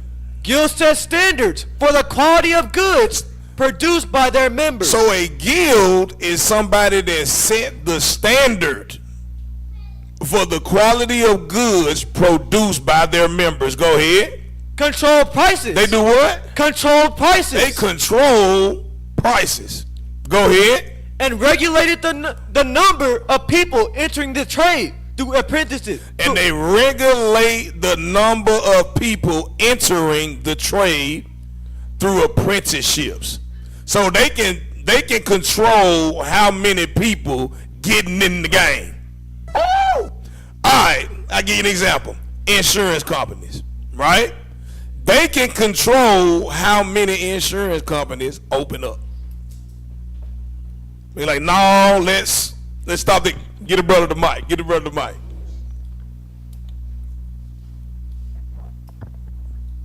Shabbat Shalom, brother. What a lot of people don't realize is they control how many liquor stores. Yes, sir. Go in the area. They zone everything. It can only be a number of businesses in every area, else it'll get oversaturated. Won't nobody make no money. That's right. So that's what a guild is. They control the prices. They set the standards of the quality of the goods, and they regulate the number of businesses. Right? Go ahead. Keep going. Mutual support and protection. Go ahead. It says mutual support and protection. So this they agree. They scratching each other's back on certain things. Right? Go ahead. Guilds provided social and economic support for their members. They provide social and economic support for their members. Man, I'm talking about they making money hand over fist, and they gonna make sure they kind is straight. That's what a guild doing. Anybody that's a part of this whole situation, they gonna make sure y'all getting paid. Right? Go ahead. Including protection against competition. What? Read that again. Including protection against competition. Including protection against competition. Meaning, like Gideon said, they can make sure don't nobody come in and cut your money. They make sure you the only one over here controlling all of this over here. That's what a guild does. And that word, and that's a chef. You put that word back in the scripture, right? Go ahead. Assistance with sickness. They do assistance with sickness. Or injury. Or injury, go ahead. And even funeral expenses. And even funeral expenses. Keep going. Training and education. Training and education, go ahead. Guilds play a role in training the next generation of artisans through apprenticeship. So they've been practicing in what? Things like nepotism. That's why when you see folks come up, like how many of y'all ever look for a job on Indeed? Anybody ever look for a job on Indeed or snag a job? You had another one called what? Monster.com. Have you ever seen an opening for some type of secretary role for the president? You never seen nothing like that. Or a secretary role for the person that's second in command or something. Oh, no. These folks is placed right there. They placed. Monica Lewinsky was placed in the job that she was at. They gave her that job. You gotta understand something. And we gonna show that when you go to the next part. But go ahead and finish that out. It say guilds played a role in training the next generation of artisans through apprenticeships. Go ahead. Where young people learn the craft from a master craftsman. So the young people, most of their children and relatives, we know this to be facts, right? It says they learned the craft from a master craftsman. What's a craft? On the spiritual end, what's a craft? Witchcraft. Yes, there you go. All right, go read the next part. Social and political influence. They got what? Social and political influence. Remember, we were just talking about Monica Lewinsky and many other people just count, and even Epstein. These guys were put in place. It was a lot of people saying Epstein was a complete idiot, but they was putting him in college roles to teach mathematics. And the students and their parents, were coming out and saying, man, this dude is a moron. He don't know nothing about this stuff.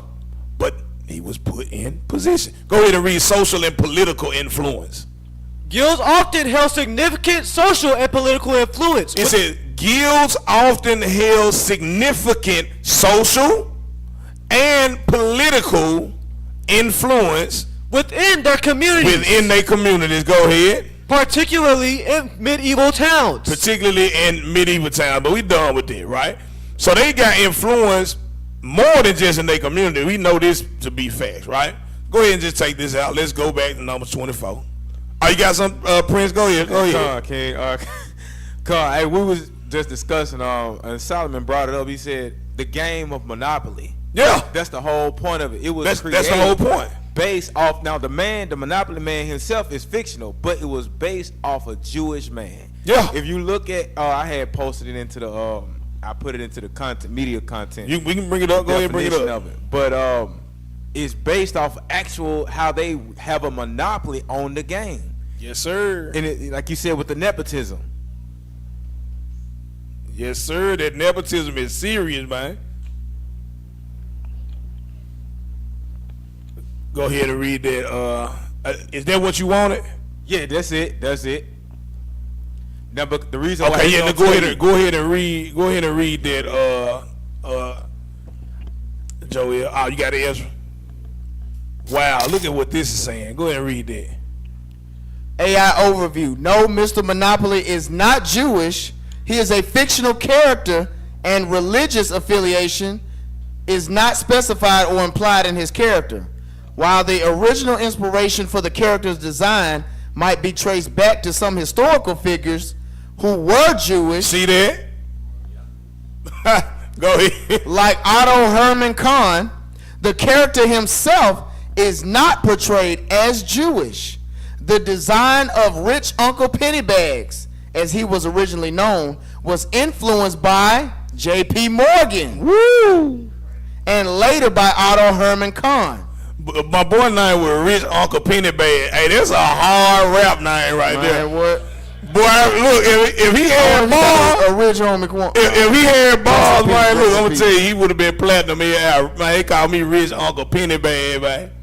Now, go ahead and finish there, bro.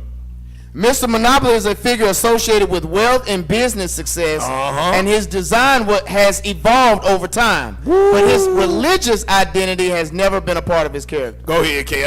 Go ahead. Nah, that's it. Oh, that's all you want? That's it. That's wild. But that's a guild, right? All about monopolizing on businesses, bro. This is crazy. All right. Going back to Numbers 24. All right, read verse 17 again. They getting that bread, man. They getting a lot of bread. Numbers chapter 24 and verse 17. Go ahead. I shall see him, but not now. He said, I shall see him, but not now.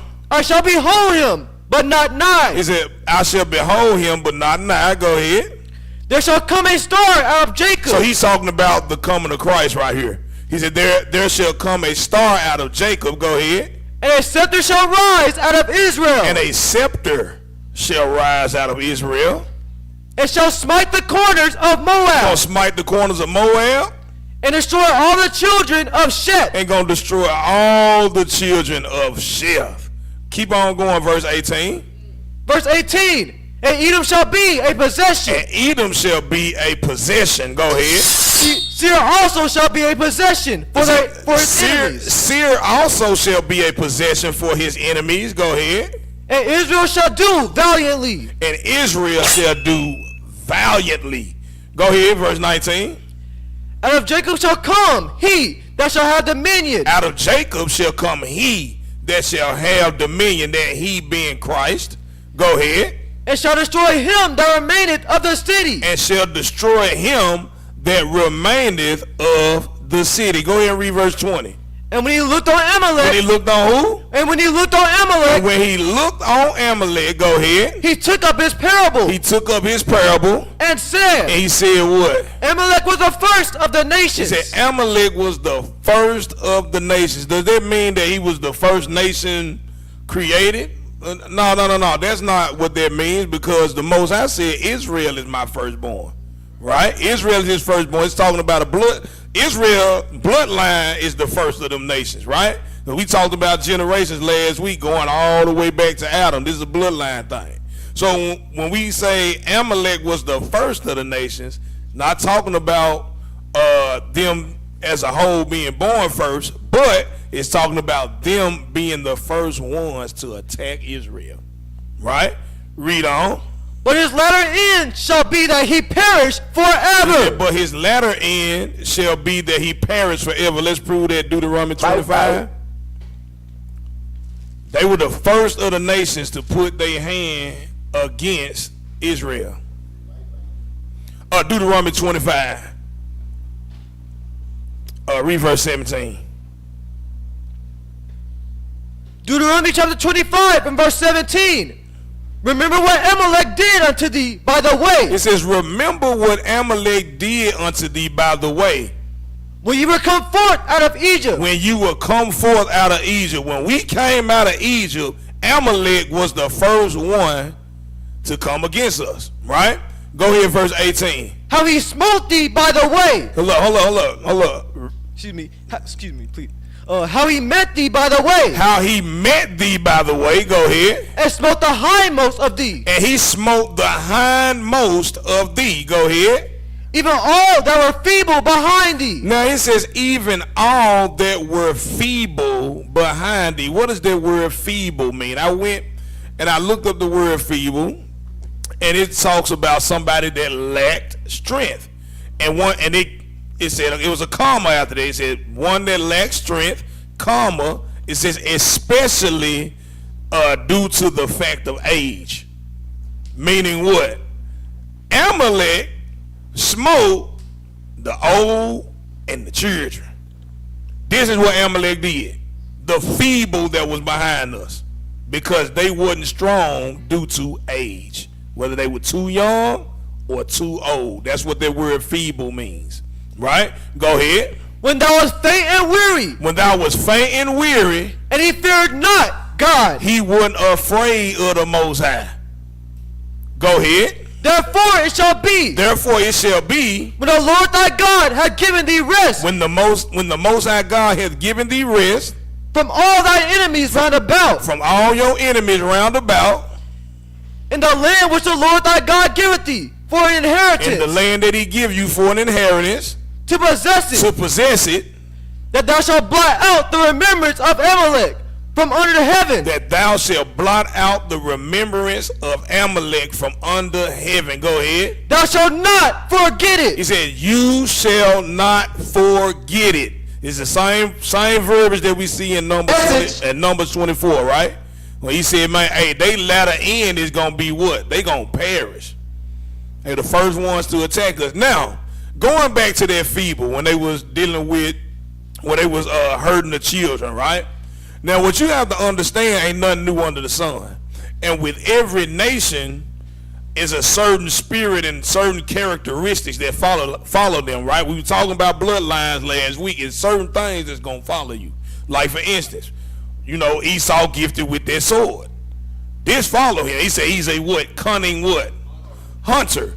There is nobody on the planet that's going to go in the woods and pour deer piss on themselves like Esau. Esau poured deer piss on himself just so the deer can come up. And then he'll put the camouflage on. He doing all this. I ain't never seen Muhammad do that. I ain't never seen him do that, right? So it's a spirit that follows Amalek, right? So we see right here, soon as we come out of Egypt, they go Amalek, hurting the children. The brother brought a couple of videos when they were still dealing with children. I got a couple of videos. Let's go to it.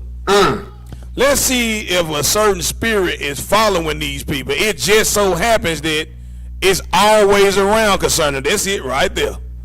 Let me get that one right there. Many brothers, I might have sent this to you already, but some of y'all ain't seen it yet. We gonna go on and share this with you.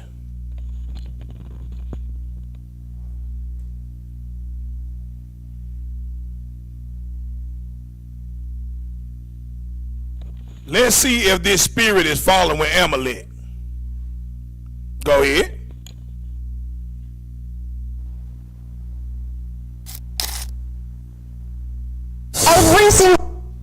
Oh, we got the ads on deck. Hold on, bro, with us.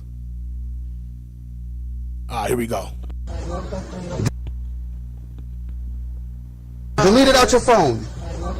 Delete it out your phone.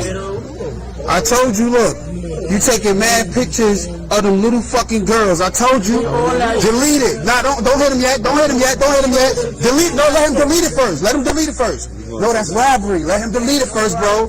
Let him delete it first. Let him delete it first. I told you I knew what the fuck I was saying, bro. Delete it. The language, but the truth has to be put out there. Those are babies. Those are babies. Delete it. All of it. Matter of fact, where's the police at? I told you I was watching them do it for the longest. You take and pick them girls was like fucking 11 years old, bro. Like, you crazy. Delete all of it. Go to the delete it and then delete the delete. Yo, delete the delete before I beat the jacket off you, bro. I'm telling you. Yo, chill, wait. No, it's not. Go to your delete. Go, yo, get out. You gotta go. Get out. Get out before I beat you the fuck up. Get out. Get the fuck out. Get out right now. Get the fuck out. I'm talking about straight weirdo, bro. Get out. Straight weirdo. This is a spirit that's following these people. The brother just brought a video, showed that, okay, this man had a predator ring that he was arrested on. Then he got sent.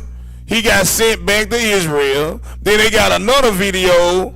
You got, of course, the Epstein thing. This stuff following these folks. Then you got this right here. Give me the other video. Now, this one happened like over a year ago, but they buried the story. But we're going to resurrect it, and we're going to put it right back up here and show you that this same type of stuff is following these people. Come on, go ahead and put that on the screen. They buried this story and hid it.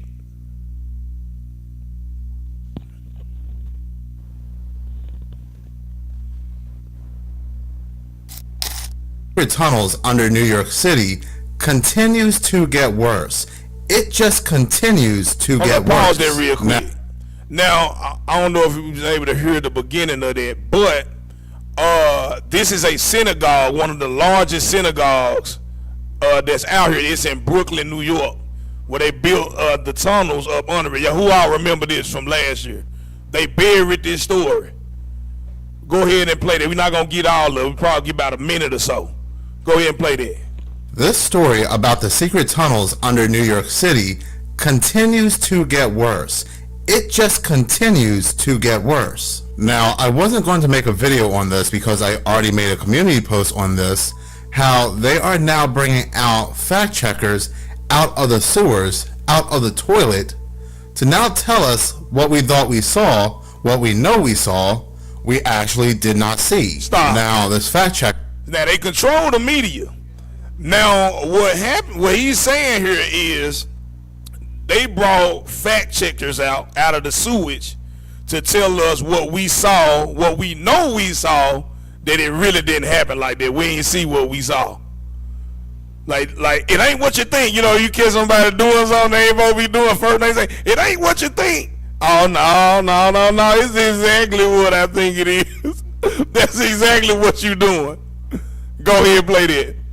Hannah Hudnall, she made an article on USA Today where the topic was viral post errs on nature, contents of tunnel in synagogue. Fact check. The claim, old mattresses and booster seats were found in tunnels beneath New York City synagogue. So as I read this article, I'm thinking to myself, no, they are not about to do what I think they're about to do. Well, here's what the article on USA Today states. A January 10th Instagram post shows a screenshot of a post on X, formerly Twitter, by the same user about a tunnel discovered in New York. A synagogue in New York City was discovered to have underground tunnels beneath it, reads part of the X post. There were old stained mattresses inside along with booster chairs for young kids. That is 110% correct. We all saw the mattresses. We all saw one mattress with a stain on it. And not only that, we all saw the booster seats for children. So what exactly needs to be fact-checked, Miss Hannah Hudnall of USA Today? Well, apparently... The only panties that truly understand women... That's all we needed anyway. That's all we needed. Just move the video. That's fine. I just wanted to get that part. People saw what they saw, right? They saw the mattresses. They saw the stained mattress. They saw the booster seats up under the synagogue in the tunnels for young children. They saw this, right? We say you got something again? Go ahead. Y'all ever heard of the ADL? Anti-Defamation League? You know why they made that? To protect a pedophile, a Jewish pedophile. Yep. So it was a video I was looking at this morning. I should have brung it, but I'll put it in the media chat. And they were talking about why they made that ADL to protect a Jewish pedophile. It's exactly why they created it. It's always to protect, right? Like we read on those guilds, they protect one another. That's what it's always about, right? That man of sin being revealed, y'all. I'm telling you, through the Spirit of the Most High. I'm telling you. All right, now let's go back to script. Now we're gonna switch up a little bit. No, matter of fact, stay right there. Stay right there. We're gonna switch up a little bit. We're gonna change gears, but it's going to circle back and all make sense in just a second here. And we're gonna find out why these folks are always linked to children, right? All right, leave me alone, Ezra. But we're gonna get 2nd Baruch, chapter 25. I got a screenshot it up there. Going on, Solomon. I don't want to hear nothing from you either. All right, so 2nd Baruch. Yes, sir. Chapter 25. And like I said, we're going to switch gears just a little bit. But I don't need you coming over here looking at me, player. Go on here, you will see. All praise to the Most High. Them brothers get on me right there. Well, get on me because I normally don't go to like the pseudepigrapher. And they've been trying to get me to do it. And I always like, nah. But I was reading 2nd Baruch. 2nd Baruch. Right? The same Baruch that we see in the Apocrypha, the same Baruch that you see in Jeremiah 45 and other chapters, right? Alright, so like I said, we're going to switch gears a little bit, but it's going to circle back. Now, 2 Thessalonians 2, when we read that, right, it was talking about that day, meaning what? The great judgment of the Most High. But before the great judgment, you know, you're going to be in the end days, right? So you got to be familiar with things that's going on around the end times, because it's going to show you what'll be happening around the time people falling away and around the time that the man of sin going to be revealed, if that makes sense, right? If you would start at right at the top, actually. This is 2nd Baruch chapter 25. 2nd Baruch chapter 25 is entitled The Sign of the Coming Judgment. The sign of the coming judgment.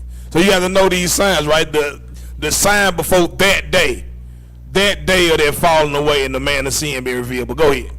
Verse 1. And he answered and said unto me. And he answered and said unto me. This is Baruch speaking. Go ahead. You too shall be preserved till that time, till that sign which the Most High will work for the inhabitants of the earth in the end of days. So this is Baruch having a conversation with the Most High. It says, you too shall be preserved till that time, till that sign which the Most High will work for the inhabitants of the earth in the end of days. What does that mean? If you're going to be preserved, meaning the Most High, he going to go on, get you up out of here. And you're going to be preserved, like it say Isaiah 57, right? It say, merciful men are taken out of the earth, righteous men are taken out of the earth, because the Most High don't want, I'm paraphrasing, the Most High don't want their eyes to see what's going to happen in the earth at that time. Many prophets were even like, hey, I know one of them at least was saying, hey, I want to be dead. Was that Habakkuk? Habakkuk said he wanted to be dead when this stuff happened, because, man, it's going to be like something you ain't never seen. What the Most High gonna do. But anyway, he told Baruch, you gonna be preserved. Go ahead, King. Verse 2. This therefore shall be the sign. This therefore shall be the sign. And as we read this, family, I want y'all to consider within yourself if this has already happened. Go ahead. When a stupor shall seize the inhabitants of the earth. Is that happening right now? Yep. A stupor. A stupor is just somebody that's just numb and oblivious and just in a deep sleep. That's a stupor. It said a stupor shall seize the inhabitants of the earth. That's going on right now. Go ahead. And they shall fall into many tribulations. They're going to fall into many tribulations. And again, when they shall fall into great torment. And they're going to fall in great torments. Go ahead. And it will come to pass. It will come to pass. When they say in their thoughts. When they say in their thoughts. By reason of their much tribulation. By reason of the things that they going through. Go ahead. The mighty one doeth no longer remember the earth. They gonna be like, man, the Most High don't even remember the earth, because they gonna be going through so much stuff. Everybody that's here, right? It said the Most High don't even remember the earth. Go ahead. Yes, it will come to pass. He said, yes. Surely, yes, it will come to pass. Go ahead. When they abandon hope. When they abandon what? Hope. When they abandon all hope. Go ahead. That the time will then awake. Then that's when the Most High gonna come. Remember what Christ said. He said, man, when I come back to the earth, will I find what? Faith. Faith. Hope and faith is interchangeable. He said, man, he said, when it come to pass, when they abandon hope, like all hope is lost with everything that's going on, that the time will then awake, right? Go ahead and read 26. Like I said, we reading all of this, it's going to circle right back to what we going to. But go ahead.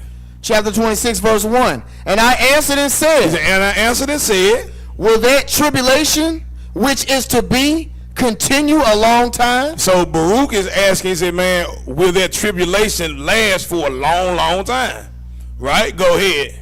And will that necessity embrace many years? And will that necessity, that time of need, will it embrace many years? Like, how long is this going to be going on? This is what Baruch is asking the Most High. Now, before we go to the next screenshot, and that'll be chapter 27, we want to show you something from 2nd Ezra. Give me 2nd Ezra 14. Because Ezra was asking the same thing, right? Ezra was like, okay, you know, how long will these things be? And, you know, it was something that was expounded upon, well, expounded unto Ezra, rather. And let's see what it was. Started verse 7. 2nd Ezra 14:7.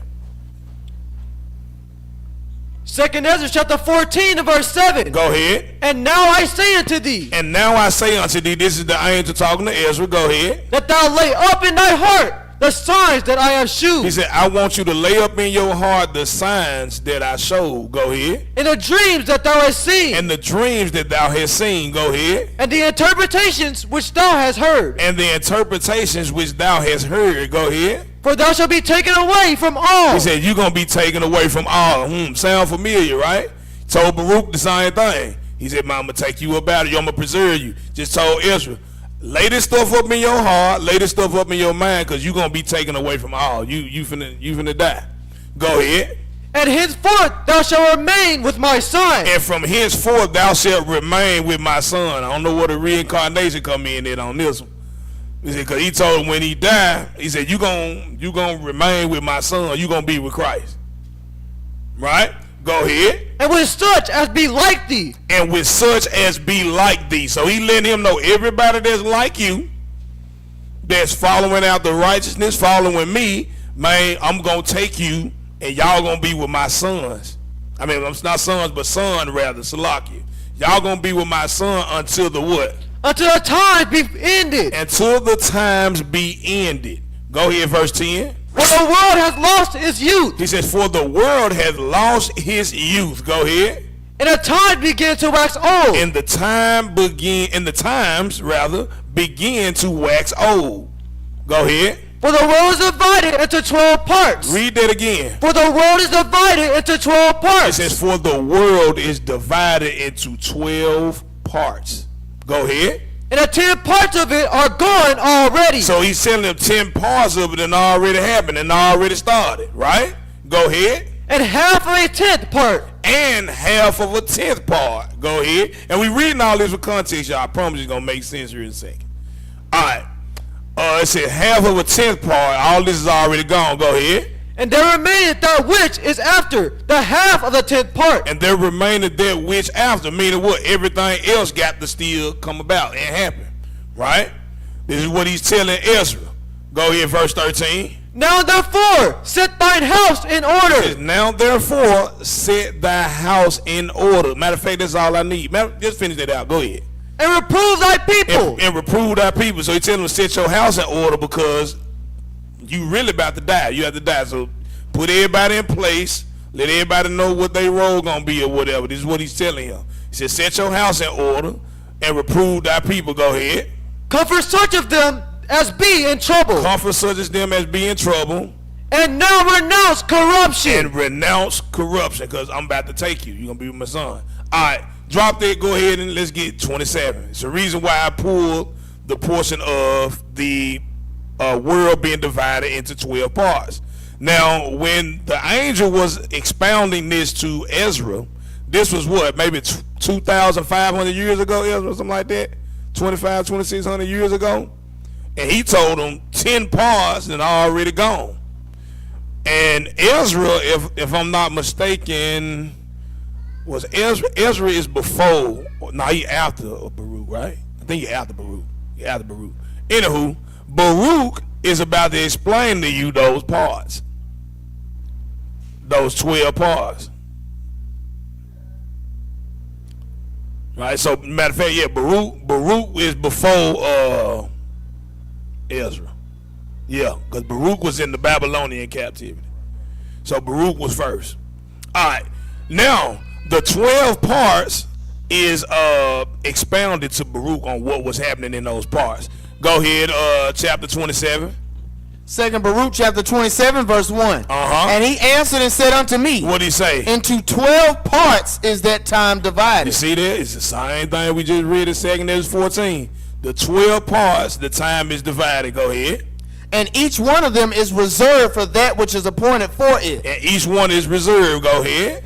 In the first part, there shall be the beginning of commotion. Alright, so remember the angel told Ezra, my 10 and it already started, and that was 2,600 years ago. So we well past that now, right?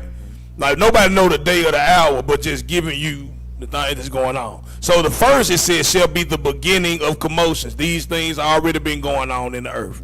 Go ahead. Verse 3. And in the second part, there shall be slayings of the great ones. Alright, so the slayings of the great ones is going into assassinations of prominent leaders and prominent people. This been going on for a long time in the earth. Leaders, overthrows, coups, all this type of stuff been going on.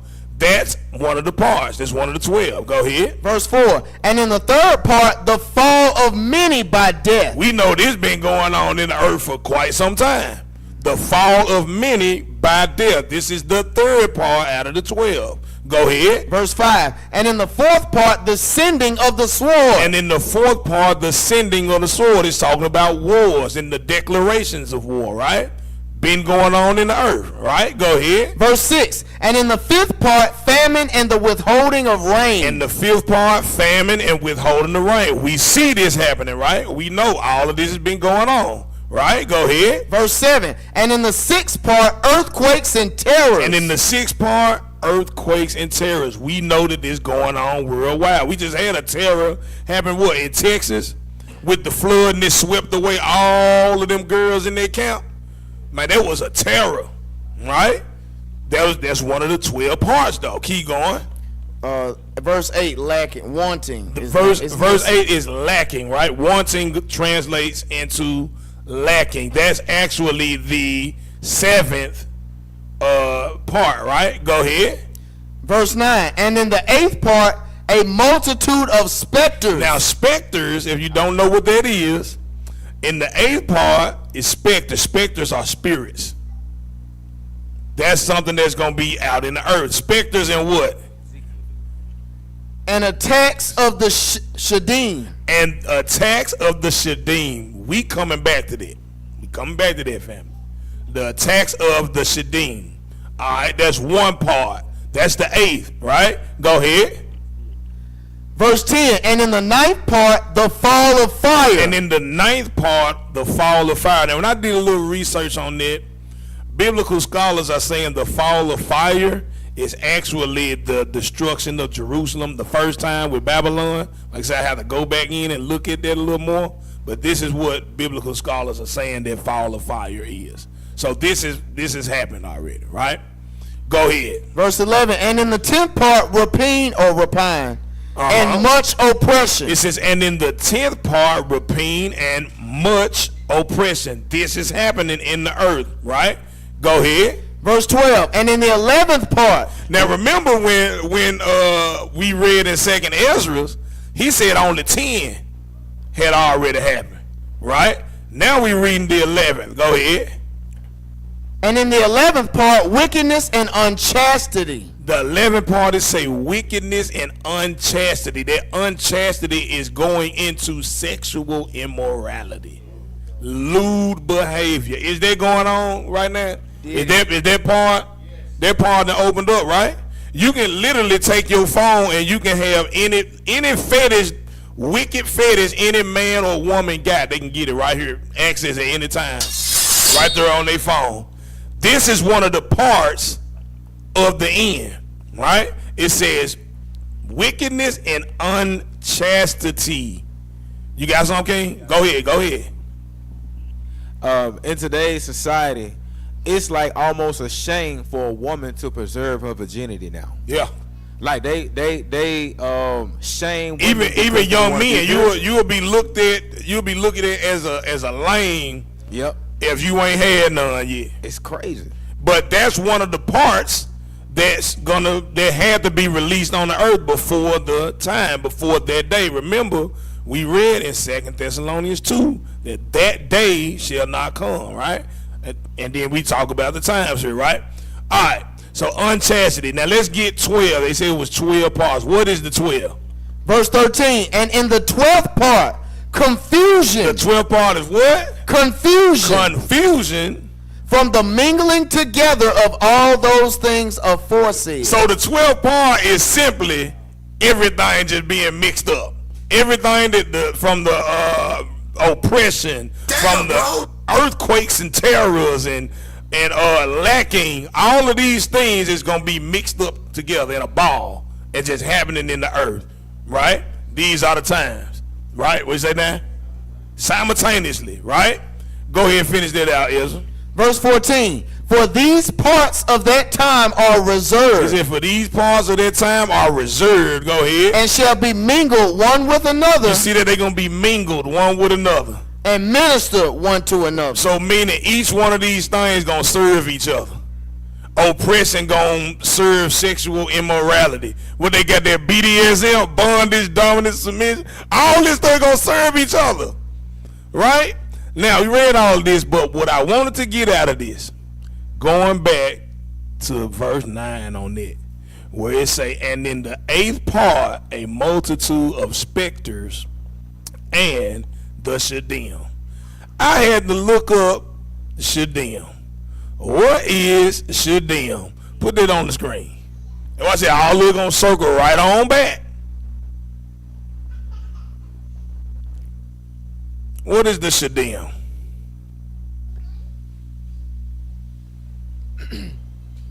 All right, read that. Shadim are a class of spirits or demons in Jewish tradition and mythology. All right, so it says the Shadim is a class of spirits or demons in Jewish tradition and mythology. Now, one of the parts is that there's going to be attacks of the Shadim. That's one of the parts that had to happen, right? So it says it's a class of spirits or demons in Jewish tradition and mythology. Go ahead. Often described as divine entities. Often described as divine entities. Go ahead. Associated with pagan gods. Associated with pagan gods. Go ahead. And foreign peoples. And foreign peoples. Go ahead. But in the Tanakh. Hebrew Bible. The Hebrew Bible. Go ahead. They are consistently portrayed as malevolent. They are consistently portrayed as malevolent.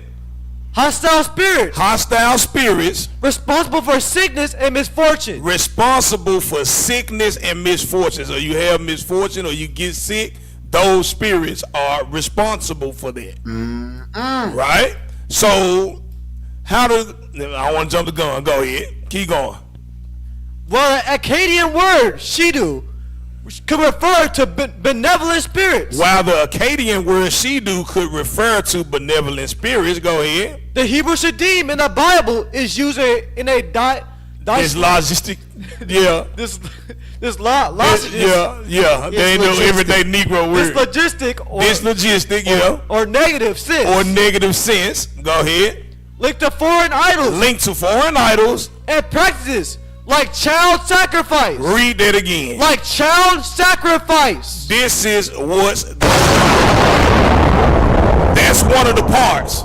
One of the parts is linked to foreign idols and practices like child sacrifice. Now, one of the parts is going to be attacks of the Shadim. There's going to be attacks of it now. Child sacrifice. So when you ask yourself, why does this people always associate themselves with children? Every time you look up, they're dealing with children. Every time. Drop this. Go to Psalm 106.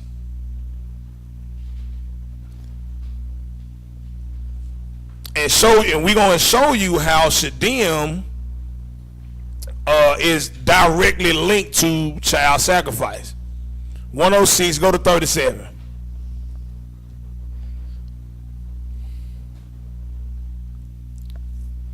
Psalm chapter 106, verse 37. Yea, they sacrifice their sons and their daughters unto devils. It says, yea, they sacrifice their sons and their daughters unto devils. All right. At the onset, it just looked like, okay, they sacrifice their sons unto the devil. It don't say Shedem right there. Or does it? Ezra, you probably can pull up the Strongs by clicking on that word.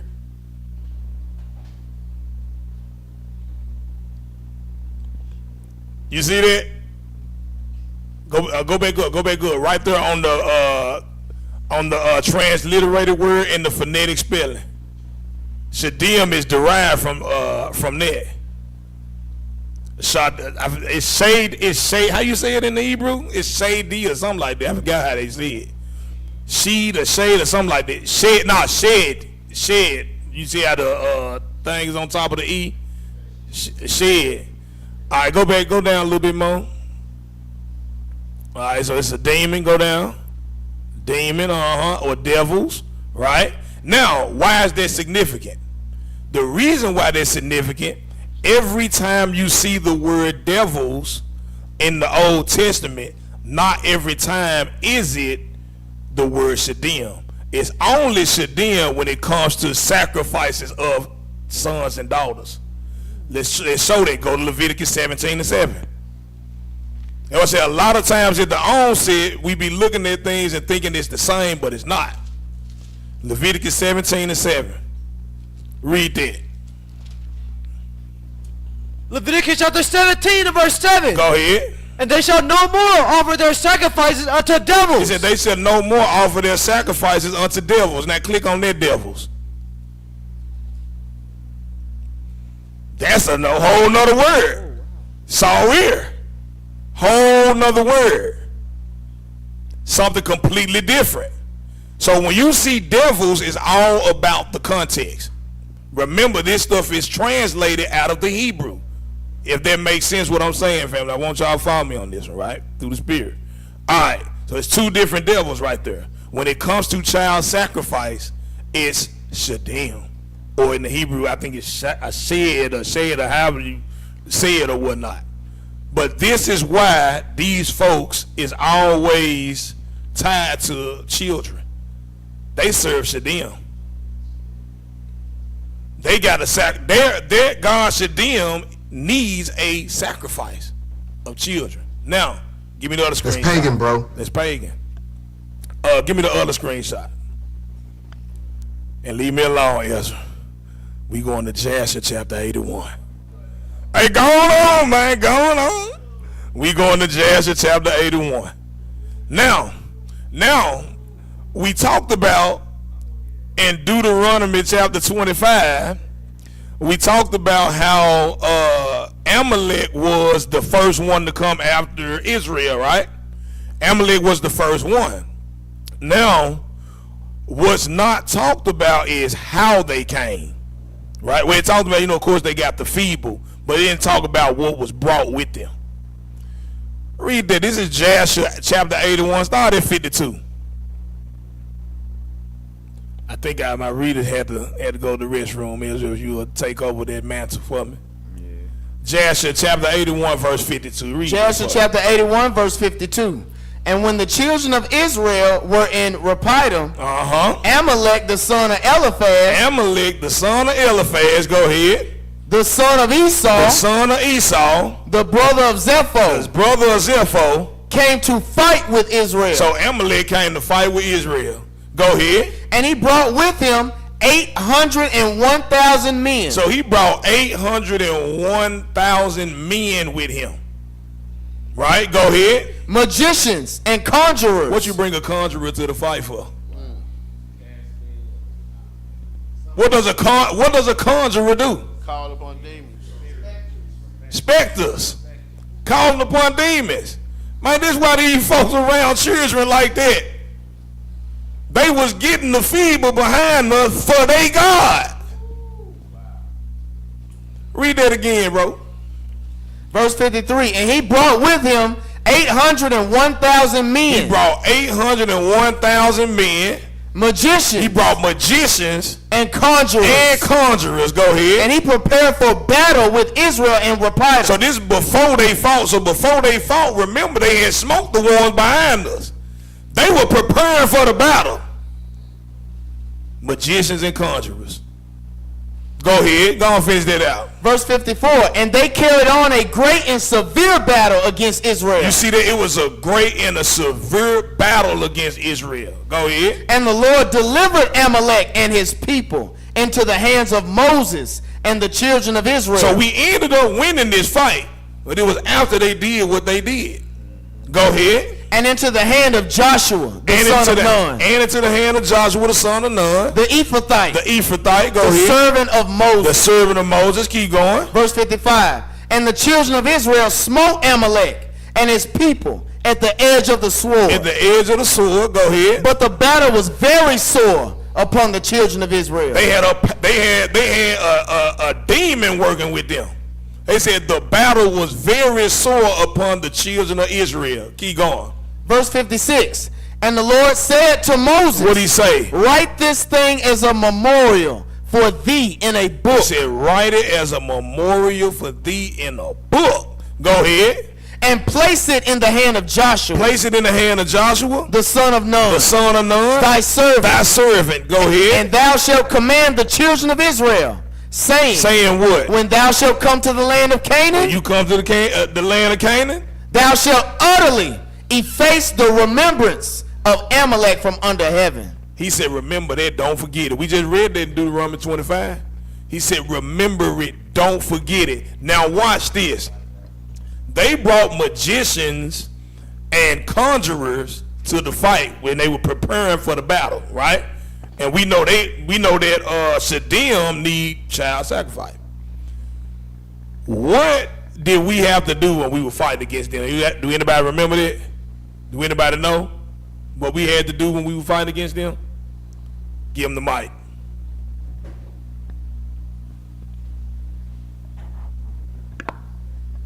Now, I'm taking the staff, but I think in order for us to go into battle, we had to be without sin. We definitely need to be without sin, definitely. But I think I don't say, but I think you was about to say something else. When you right on it, I think you about to say it on what they had to do to win that battle. Say that again. Get that brother a mic back there. Give him that mic, Prince Tim. They can't hear you online. He said, go on, say it. No, you say it, brother. You called it out. All praise the Most High.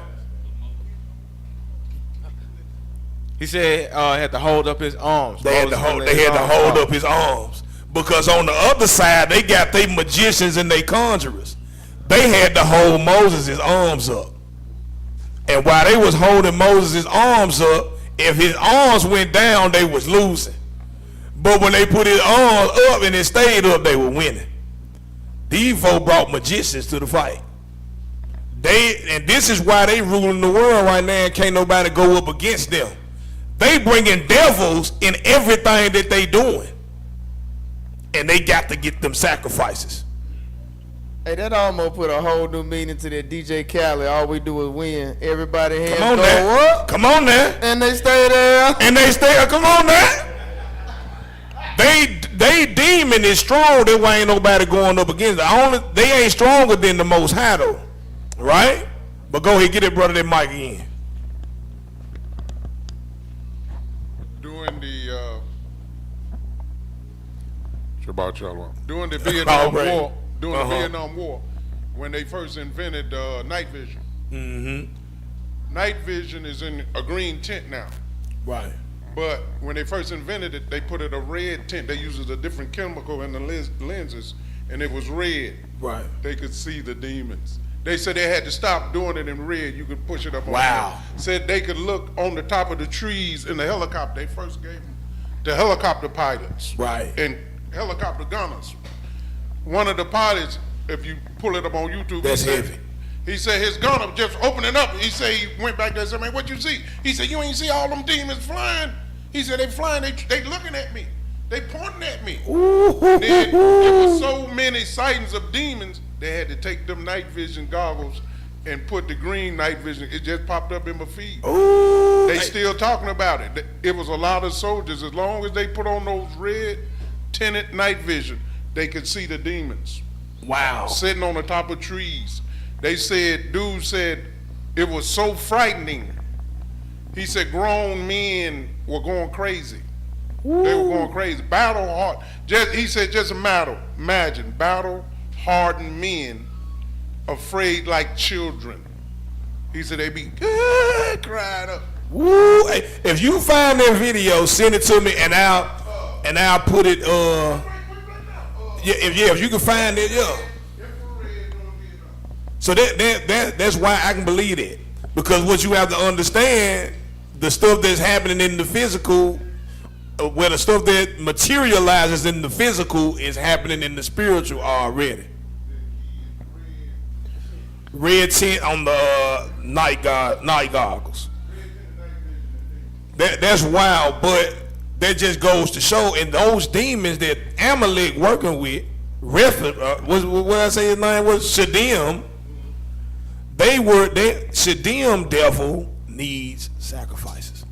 And this is why these folks is always associated with children. Like you see Candace, like, why is this? Why is this? Why y'all all dealing with children? Why Epstein? It's a demon associated with this. If it ain't actually killing them, it's still getting some type of power off of that rape that they doing. This is what's going on. We got to understand that this is a spiritual world that we live in. There's just a veil on our eyes.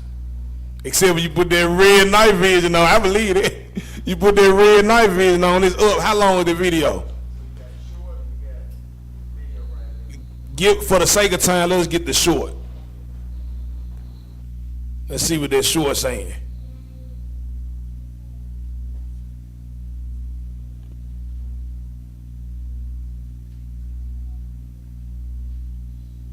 That's crazy. That's crazy. Wow. Although the development of night vision technology began before World War II, widespread use of it didn't begin until the Vietnam War. You see, the first generation of passive night vision devices were called starlight scopes that used a red spectrum instead of green, effectively allowing American soldiers to see at night. However, when helicopter gunners were given these scopes to wear during evening missions, disaster struck. According to one helicopter pilot's account, the gunner on board was looking into an area that had nothing in it during the mission, but began firing wildly anyway, causing the other helicopters in their flotilla to respond, making them shoot one another. When the pilot asked what he was firing at, he explained that he was seeing flying demons coming right for them. But this wasn't the only incident where something similar happened. Other soldiers using these goggles would report seeing demons in the air and monsters in the jungle, perched on the trees, watching them. One even described it as looking straight into hell. Eventually, soldiers and officers were ordered to stop using these goggles, and these scopes were removed. So they stopped the soldiers from looking in these goggles, but if you think for a second, once Esau heard that they just let that go, oh, you mistaken. Esau, he like, oh, they seeing stuff, these red goggles? We finna study this. They went on in there and they got to studying this stuff, man. So understand something, that's what's going on with Amalek, and that's why they around children. They got to for they demon and for they God, lowercase g, that they serve, right? They have to do this. That's the answer behind why that's going on. Give me Revelation 3. Let's get ready to wrap this thing up. Give me Revelation 3, and I have one more out of there. We're going to end in 1 Samuel. Revelation 3, verse 9.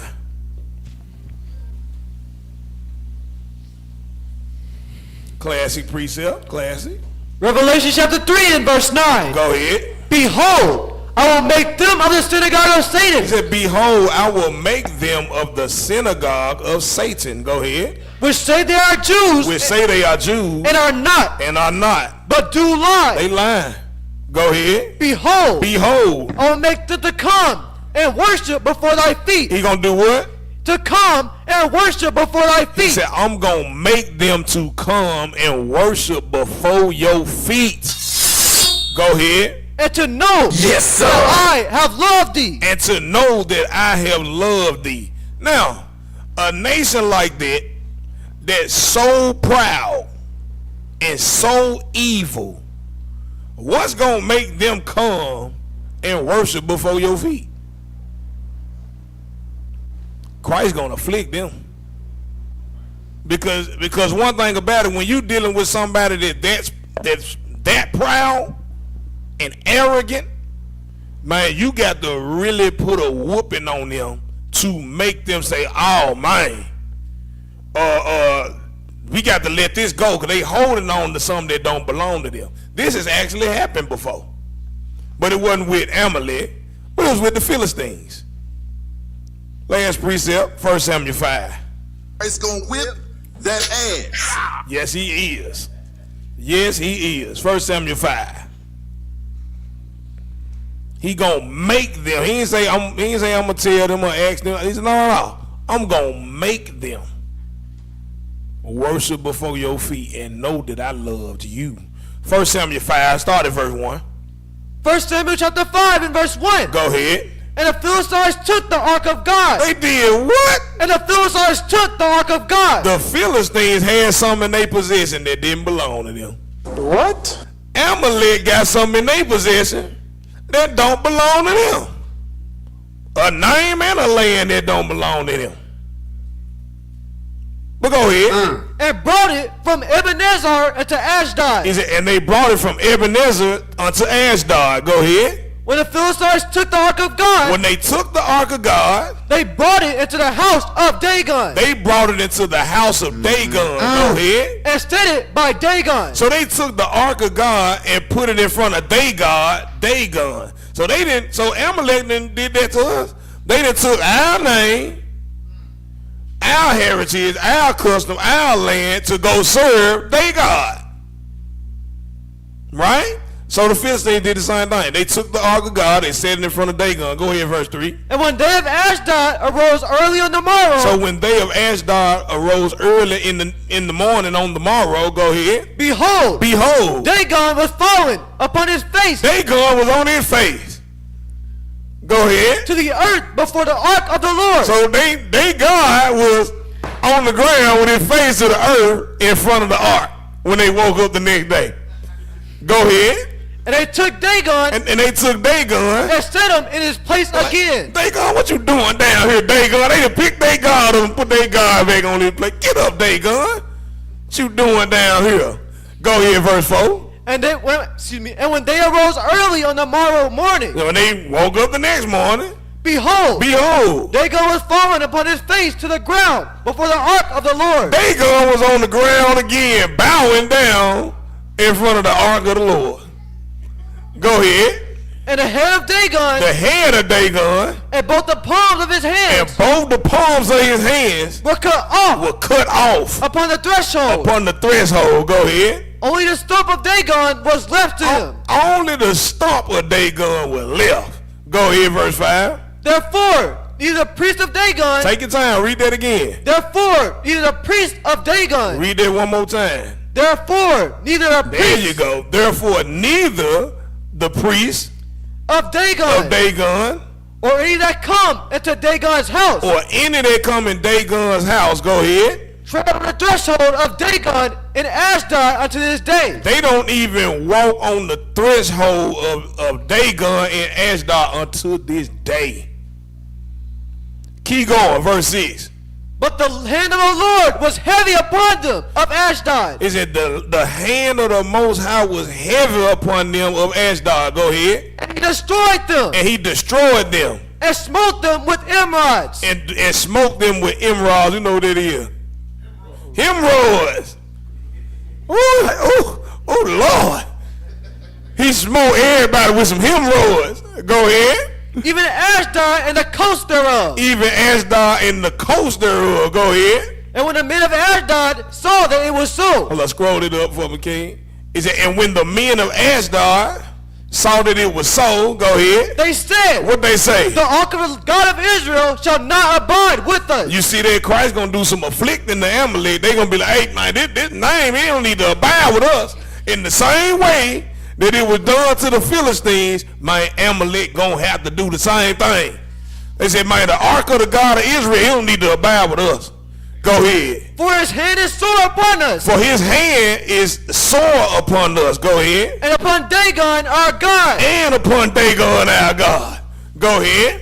They sent therefore and gathered all the lords of the Philistines unto them. So they went and grabbed all the leaders unto them. Go ahead. And said, what they say? What shall we do with the ark of the God of Israel? Man, what we need to do with this ark of the God of Israel? We got to get this out of here. Go ahead. And they answered, what they say? Let the ark of the God of Israel be carried about unto God. He said, man, send it over to Gath. Go ahead. And they carried the ark of the God of Israel about thither. And they carried it thither. Go ahead, verse 9. And it was so that after they had carried it about, once they carried it about, the hand of the Lord was against the city with a very great destruction. The Most High hand was on them with a very great destruction. You had something that did not belong to you. Go ahead. And he smote the men of the city. And he smote the men of the city. Both small and great. Small and great. And they had hemorrhoids in their secret part. They had hemorrhoids in their secret part. Oh Lord, I can't say that. Got your ass. Got them. In their secret parts. Go ahead. Therefore, they sent the ark of God to Ekron. They had to send the ark of God to Ekron. Go ahead. And it came to pass, as the ark of God came to Ekron, that the Ekronites cried out, saying, the Ekronites cried out, saying what? They have brought about the ark of God, of the God of Israel, to us. Man, they done brought the ark of God to us, man. Go ahead. To slay us and our people. To kill us and our people. Oh, God. Go ahead. So they stood and gathered together all the lords of the Philistines. They went to the Philistines. And said what? Send away the ark of God, of the God of Israel. He said, man, send this away from us. Go ahead. And let it go again to its own place. Family, this gonna happen. Them folk going, hey, bro, let's go back to them folk, man. Christ love them. They gonna have, he said, I'm gonna make them do it. He said, man, hey, send it back to his own place. Go ahead. That it slay us not. That it slay us not. And our people. And our people. Go ahead. For there was a deadly destruction throughout all the city. It was a deadly destruction throughout all the city. Go ahead. The hand of God was very heavy there. And the hand of the Most High God was very heavy there, just like it's going to be very heavy on Amalek. Go on, finish it out, last verse 12. And the men that died not with the hemorrhoids. And the men that died not were what? Excuse me. And the men that died not were smitten with the hemorrhoids. And the men that didn't die had hemorrhoids. Go ahead. And the cry of the city went up to heaven. And the cry of the city went up to heaven. It was like music to the Most High ear. I don't pray to the Most High. That's what's going to happen to Amalek. Praise to the Most High.